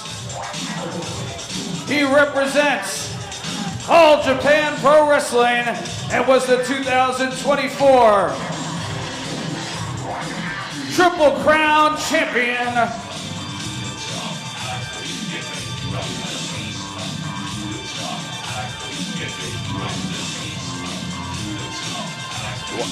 What are you waiting on? It's called building the anticipation. Oh, thank you. He is Davey Boy Smith Jr. Even Les Thatcher can't wait to see the physical presence of Davey Boy Smith Jr. We were comparing Stu Hart stories earlier tonight. Did you ever milk the entrance there, Les? Did you ever milk it? I never had music. I'm too old. Les, I thought you were going to say you were comparing bicep size with Davey Boy earlier. Joe could have pulled out his kazoo for you and played you out here tonight. Right. You know, I've heard so much for my first chance to see Davey. And I've heard so many good things about him, so I'm really interested in watching him in ring. Yeah, we were talking about, I was in Calgary in 1962 for the summer. And the rodeo, Stampede, man, talk about party time. This match may resemble a Stampede. They block off 2 downtown main streets for 4 blocks in each direction, and it's all foot traffic. Sounds like Squared Circle tonight. Well, you asked earlier about point out Jake Oman. Here comes Jake Oman. All right. He is your Squared Circle Expo Heavyweight Champion, Mr. International, Jake Oman. He's competed in some 40 different countries, but his claim to fame started right here in the Indianapolis area. He was the very first Squared Circle Expo champion, and last year when we need to fill a vacancy and crown a new champion, Jake Oman drew number 1 in the 30-athlete rumble. He went the distance upwards of an hour to get back where he started. Jake Oman bleeds Squared Circle Expo. You know, I heard the name, and then the first time I've laid I think reputation, you expect a different look. Yeah. I mean, I expected somebody to look more like Davey, only a little heavier, right? Well, wait till you see Jake Oman go in the Squared Circle. When that bell rings, I'm telling you, I'm always impressed by Jake. He is a powerhouse competitor. He's traveled the world, and he's done a lot in his career. He's taught, he's trained a lot of new talent that are on their way and are making their way up the ranks and are going to be somebody someday. Absolutely sure. And here we go, Joe. It is time for the main. Listen, you want to talk about how tough Jake Oman is? I can summarize it with this. 2 years ago here at Squared Circle Expo, he went one-on-one with Matt Riddle. Time limit draw. Riddle had 20 minutes to try to figure out how to beat Jake Oman. You've convinced me. What can I say? Let's not, we'd be remiss if I didn't say, his original opponent was supposed to be Bandito here tonight. Of course, Bandito had some travel issues. Jake had to pivot now. He had been planning for Bandito, and now to step in against Davey Boy Smith Jr., you got to think if he's had enough time to form a game plan. Well, I mean, that's a very astute point. And I think if I'm Jake Oman, I'm thinking back to maybe some of that Matt Riddle playbook, because Davey Boy and Riddle have a similar ground game. They have similar backgrounds as far as some of the disciplines they've studied. Of course, Davey Boy takes to a whole new level. One of the final ever proteges, the late great Billy Robinson. That is saying something. Yes. Believe me, this old war horse can tell. Yeah. Stop and think about it. from all the family connections. Yes. Yeah. Like I say, we were talking about Stu Harder, right? I wrestled for Stu in 1962. But if you've been in the dungeon and survived, then you at least deserve the flags at half-mast or something. Yeah. And Davey Boy Jr. Channeling his father circa 1980s or so with that rapid, explosive style. But check it out quickly. Omen fights out of danger. Yeah, I think you got to hit the nail on the head there, Les, when you talk about, Davey Boy sitting under the learning tree of so many amazing, talented pro wrestlers. And, and Jake Omen, a little bit different perspective for him. He didn't have that innate knowledge. He really had to work hard. Not saying that Davey Boy did, but Jake had to really, seek that out. And that could be the big defining factor in this match, guys. Well, Omen went to Japan, studied under Greg Muda, and wrestled one. Again, seeking and I'm people gonna out. Say, because I noticed his stance and everything is a whole different style. It's not necessarily American catch can. So you just gave it to the guy he trained under. Yeah. And he's also trained with Shark Boy and Jimmy Yang. Saving my boy Shark? Yeah, man. Well, okay. I mean, then I got to cheer for him, right? Jake soaks up the knowledge, and and again, he's worked triple hard to get to where he is for sure. Yeah, and the fact he was able to open those doors in whatever it is, 35, 40 countries. 45 plus now. Without a contract, without a marketing machine behind him, without a travel agent saying, these are your dates. Yeah. Jake Omen created that for himself. He got himself to every one of them, and he seized every opportunity put in front of him. This guy has zero quit, no days. You talk about somebody with no days off, not to steal someone else's catchphrase, but my gosh. My question would be, and I don't doubt anything you guys are saying, and that's why my question is, sometimes you should, though. Where are the scouts from WWE? Man, that's a great question. There's so much great talent. We've proven it tonight here at Squared Circle. There's so much great talent out on the indies, but only so many spots. Bottom line is their loss is our game. Oh, I'm happy to have them here. You know what? In training, I tell kids, I don't care. I said you could be the worst wrestler, the worst indie promotion in the entire universe. But always remember this: somebody wants your spot. Yeah. I don't care if you're the top of the world or you're at the bottom. In this business, somebody wants your spot. Look at this, Jake Omen in a precarious spot here. Davey Boy Smith Jr. in full control. Look, again, nice reversal. Omen able to counter. Yep. Look at that. That's what it's all about, guys. It's crazy. That's an element of understanding leverage and weight positioning and balance that I don't think a lot of Davey Boy opponents come in equipped with. Davey Boy looks a little caught off guard by that. Yeah. I was trying to think who Omen reminds me of a little bit. My namesake, Timmy Thatcher. Okay. Love Timmy. I can see it. Talk about Timmy trained with Billy Robinson. There you go. Yeah. In fact, when he was wrestling in the tournament, shoulders down. I was booking in 2012 and 13. I needed him in toward the end of the year. And he said, well, let's see. I'm going to have to skip some sessions with Billy, right? And I thought, wow, I feel special. Yeah, right. I'll go take. I'll go take the deal with Billy. You go. Yeah, work the spot. Right. Competitive fire that men like that possess when they have Look a at chance those to get in there and fight. European uppercuts from Davey Boy Smith Jr. My gosh. You gotta wonder what kind of a Squared Circle Expo champion Davey Boy would make. Could we see that title defended in Japan if Davey Boy wins? Defended in Europe, defended in Canada. Great point. Davey Boy Smith Jr. up to the outside. Omen! Oh! Scouted it. Look out! Hard into that barricade, rib first. The one thing Omen will not be able to match with Davey Boy is sheer power. No. I mean, Jake is very well put together. Well, obviously, you can see that, but still. Again, it's the first time I see Davey in person. Hell, he's got, 4 or 5 inches on his old man? In terms of height, right? Absolutely. Oh, man. Lower back right into that barricade. Yeah, he's very tall. I was very surprised. I mean, I'm 6'2". He towered over me. I was like, that's. I have a bad neck. I have to look up at my son, my grandson. I thought, Jesus, come on.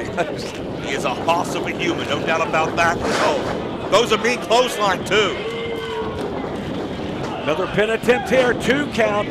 Notice That's how textbook everything Davey Boy does is. You know what? Yeah. I mean, this has been a great back and forth match, though, guys. This is evenly matched. Here's the thing, too, I think that makes this kind of interesting, is they both are very methodical. 100%. Nobody's rushing anything. They're feeling each other out. They realize the high stakes at hand. You don't want to make one single mistake because that could be the end for you. Yeah, you can't afford it in this for sure. Thick skull of Davey Boy with that headbutt doing its damage. Shades of Uncle Brett there. Oh, look at that! Right to the solar plexus.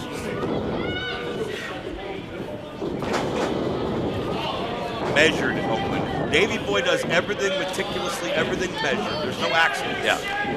He's methodical. No wasted motion, so to speak, as one would say. No doubt.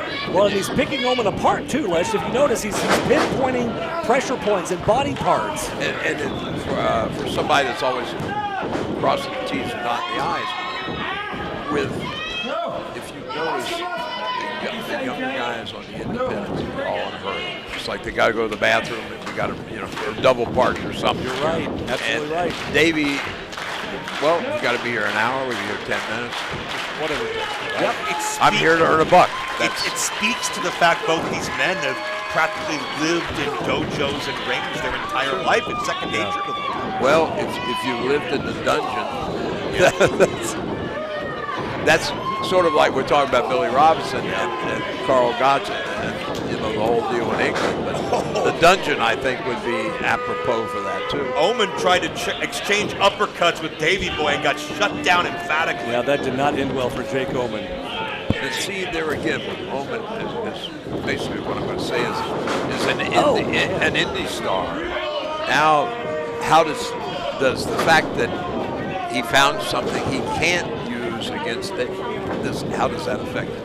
Mentally, is it going to affect him negatively? That's the point. Well, this match has been all about psychology. It's not been about the flippy floppy moves, and like you said, going fast. Yeah, it is slow. It is measured. Well, it is what can I do to beat this man down? Well, that's any coach worth salt is going to say. The first thing you start telling three kids is slow down. Slow down. I mean, it's almost like you say it before they even start because they're going to. Because you know what's going to happen. Yes, yeah. I asked him. I said, are you done with the park? You have to go out and get something to meet her, or what is it? Jake tried to power out or leverage out. Couldn't get it done. I've noticed that. Yeah. That speaks to the size, the leverage advantage, the height that Davey Boy brings. But like my friend Tim Thatcher, Jake has got wiry, long muscles. He's not what you call a bodybuilder, or necessarily a regular. He's more like a Danny Hodge, long muscle, right? Ropey muscle. Tried it again, tried to reverse it, couldn't get out of it though. Yeah. Davey Boy Smith Jr. in full control here. Believe me, that's a guy I can tell you, Danny Hodge. Yeah. And talk about the torque on those shoulders and those arms, Les. I mean, those arms aren't meant to bend that way. And no, they're not. Davey just keeps wrenching back, and I'm looking at that rotator cuff, and I'm like, oh gosh, how much can that take? Yeah. Jake found an escape. He rolled through. Nice. He knew he couldn't out-leverage Davey Boy. Oh, man. Rookie mistake. Only a moment's reprieve. Come charging like a bull, and he got what he. And to your point, Les, coming. Your point, Les, that was the first time in this match Omen rushed something. Oh no, and he paid for it. Yes, exactly. Yeah. Might have been a little bit of a so desperation. I would think in his battle plan head, he's saying, "Okay, not again." Look out here! Now we've seen him working on these arms now, Les. Look at this, standing now on the legs, trying to. Oh gosh! Oh no, the surfboard fully executed here. I'm going to make you guys feel bad and tell you, I'm sitting here after almost 67 years in this business, wondering why anybody uses that. I have never seen anybody submit to it, and I have never seen him stay in it long enough for the fall asleep and go to bed. To your point, Davey Boy did not keep it in that long, and I think part of that is because Davey Boy realized his own shoulder was susceptible to being pinned. True, but the other part is you're holding that guy. Your legs are straining, your arms to holding him up there. Sure. So not only, and he's the guy that can rest. He can lay back on you. He's not straining anything. That's a great point. It's a great point. You exert a lot more energy putting the maneuver on than you do actually being in the maneuver. That's a great point. If Davey Boy realized that, he adjusted very well back to the clubbing blows on Omen, looking for a pile driver maybe. That's what I like about my friend Joe. He always corrects me and straightens me out. I wish, when I'm in the business as long as he is, I want to be able to do that for people. Jake Omen getting straightened out now. Tried to make himself small, but Davey Boy still power. Somehow, some way, Jake Omen digging deep. That's a lot of mass to get over, but Omen found a way. I mean, Davey Boy Smith Jr. has just beat the absolute hell out of Jake Omen. Where he found that wherewithal to be able to dig deep and get out, he did. Well, you know, if Davey leaned a little bit in one way or shifted his weight to the point where Omen can use it to do what he did, right? Get it moving a little bit, and then you make it move more. That's crazy. Full impact in the corner a second time. Davey's reeling. Nice bridge off the suplex, and Davey kicks out. You know what? I may live another 100 years, but I never will understand in this generation. If I've got you hooked in that corner, I'm damn sure not coming to this corner. Unless I've got you tied to that turnbuckle or you're unconscious. Because are you just stupid? Why would you stay there if your eyes are open? It's great analysis. You're only going to get that from the living legend, Les Thatcher. Good Lord, DDT out of nowhere. Omen's not moving. We got a new champion, fellas. No. Oh my God, I thought it was that. I thought it was over. Maybe frustration setting in on Davey Boy for the first time. What is Omen's nationality? Did he start wrestling somewhere outside this country? No, I don't believe so. I think Jake is from this area. Oh, is he? Yeah. Okay. Or not too far up the road anyway. Yeah. Omen fired up again. Oh. Boom! Shining Wizard right to the temple. He just... Look out! 2 count! Got it! Oh! I thought it was over.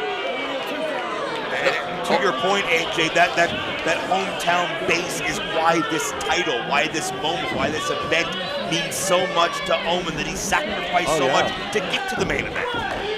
Jake Omen, as long as I've been doing shows here at Squared Circle Expo, Jake Omen has always been a part of these action-packed cards, and so you have to think, I mean, you know, there's a lot on the line. There's a lot of people that are cheering for him to continue on that legacy that he's kind of created for himself. Right. Not saying that Davey Boy Smith Jr. isn't a worthy competitor to hold that championship, obviously. Either man would be well represented to have that champion. Mistake. Look at Omen. Mistake.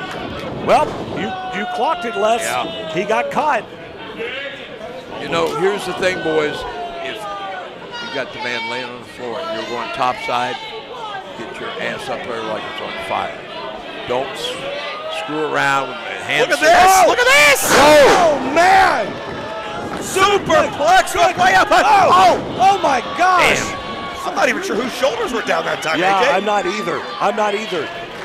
Both men tried to cradle the other. We were just a half a second away from maybe ending this title match in a draw. Yeah, I mean, I think out of instinct, referee Joe Kopaz was counting, but like, who was he counting? That's the question. Yeah, may have been counting both, and that would have been the right call. You know, I want to make a point with my buddy Joe here.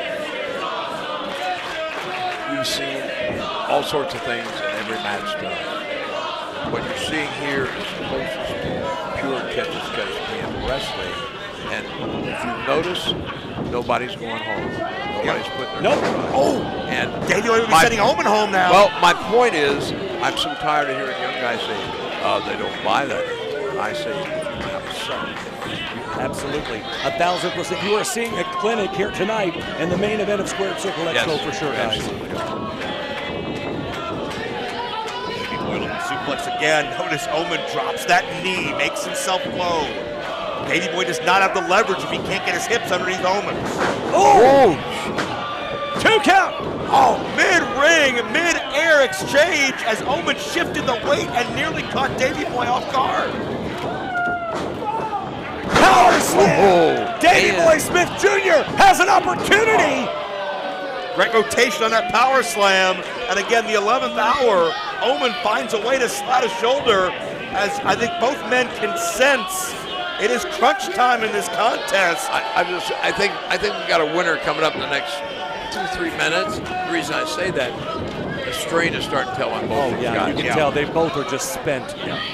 I think both of them sense that Well, same look thing. here, Davey's having a problem getting, hanging on to him. He's got him. Oh, Tiger Driver couldn't put him away. Wow. Wow. I'm looking around here at the capacity crowd. We've gained people. Not one person is left out of here tonight. My point exactly. What a hell of a match. Incredible. Omen reaching for a rope, reaching for anything. And an old warhorse like me, this is my favorite match. It is. 10 out of 10. I'm seeing technique. That's the difference. Omen counters. Omen inside cradle. Inside cradle out of nowhere. Oh. Pure fall. Got the knee glancing blow. Got more of it that time, I think, but Davey fighting through it. Sunset flip. Can he get the big man over? That's what, 270, 280? Oh, he rolled it. Davey shifts the weight. Oh, it's a matter of inches here. Davey stacked him up and still couldn't keep Omen down. Oh, pretty. Shining Wizard. Shades of Great Muta. Shades of one of his mentors in Japan. Both men are down, though, but what a hell of an execution and a back and forth. We just saw reversal after reversal. Will the teachings of Muta-san lead to Omen retaining that title? Davey Boy has much respect for him as well. Oh, man. Out of camera shot there. I thought he had him. My gosh. I guarantee Omen thought and felt the same thing. And it's that heartbreak from feeling like you finally conquered the beast to realizing you are still deep in this battle. And to Les, your point a few moments ago, you said that, how much more do these guys have in the tank? They have just been to war and hell and back here. This is anybody's match at this point, guys. You can tell how tired Omen is, losing his balance like that. Yeah. Well, Les, this did not pay off for Omen the first time he attempted this. But Davey Boy... Wait a second! Cal Hero! What the hell is Cal Hero out here? What the hell are you doing? And Alex Gunn? What the hell's going on? Alex Gunn and Cal Hero out of nowhere. Well, we saw Cal Hero turn on his mentor Al Snow earlier tonight. That's got nothing to do with this. Alex Gunn's got nothing to do with this. Oh, facebuster. And Cal goes out to the outside. Alex Gunn and Cal Hero, after what we saw trying to make a statement at the expense of everybody, especially Omen and Smith. In a situation like this, the referee could call it and give it to somebody, but who the hell are these guys running in to save? You got. I think they're acting on their own accord. Well, yeah, but what I mean is one of them are they after Hero or are they after Omen? This crowd is not happy, though, guys. They are pissed off. I am too. After what we saw tonight in the main event, what a hell of a clinic. Yeah, and Cal Hero, something has come over him. This is a completely different Hero. Even the look of his face has changed. And I don't know what, and I don't know why, and I don't really care right now because Cal Hero, this ain't about you. Yeah, this is ridiculous. I am very disappointed in Cal Hero tonight. You're right. This is bullshit, isn't it? Oh. I think you might be able to say that on TV. What did he say? I said the BS word. You want to steal the main event from these people, huh? For what? If even only you reach your half a man, at least there's one in there. How about you get in this ring, 2-on-2, and let's see who leaves this place with their hand raised, huh? What? An impromptu match? What? I think Cal Hero needs a good ass whooping tonight. So does Alex Gunn. Yeah, let's see where your backbone is, gentlemen. Come on, big boys. You want to attack somebody from behind?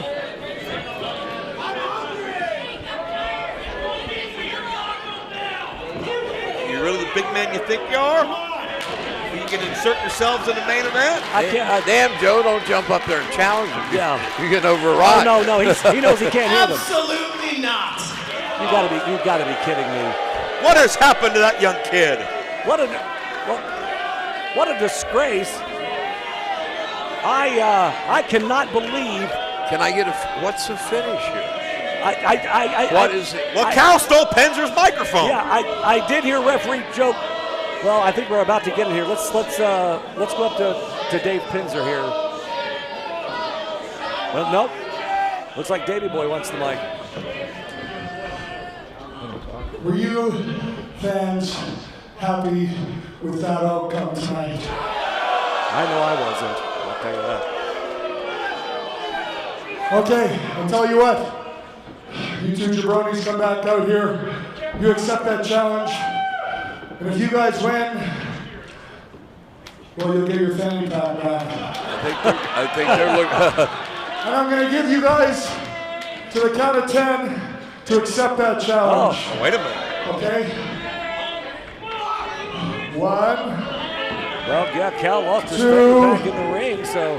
You got 7 seconds to make a potential changing decision. 1, 2, 10. I lied. Oh, wait a minute! He just threw his fanny pack into the crowd. Oh, that's his favorite one, too. And this fight is on. Look out! Out in front of us, Jake Oman taking it to Alex Gunn. That's what you get for inserting yourself in a situation that you don't belong in. Good, all hell breaking loose now. Well, some dudes are going to be paid. Cal Hero to the outside on the floor now. Good. Oman working over Alex. Oh my God! What a boot! No love for his fellow countrymen at all. But look at that, a show of respect between Oman and Smith. How can they not respect one another after the fight they put one another through here live at Squared Circle Expo 6? My gosh, what a hell of a night. What a hell of a match. What a hell of a main event. Regardless of the outcome, Davey Boy Smith Jr., Jake Oman put on an absolute clinic tonight, guys. It was a heavyweight world title bout for the ages. You don't see that often these days anymore. Yeah. But two classic catch wrestlers, two men who have studied styles abroad all over, gave you everything they had at the climax of the biggest What about abroad? Expo to date. Ladies and gentlemen, we are out of time. On behalf of the legendary Les Thatcher, my broadcast colleague Joe Dombrowski, ring announcer David Pinzer, this is AJ McKay saying thank you for being with us tonight. We'll see you next year at Squared Circle Expo. Good night. Ladies and gentlemen.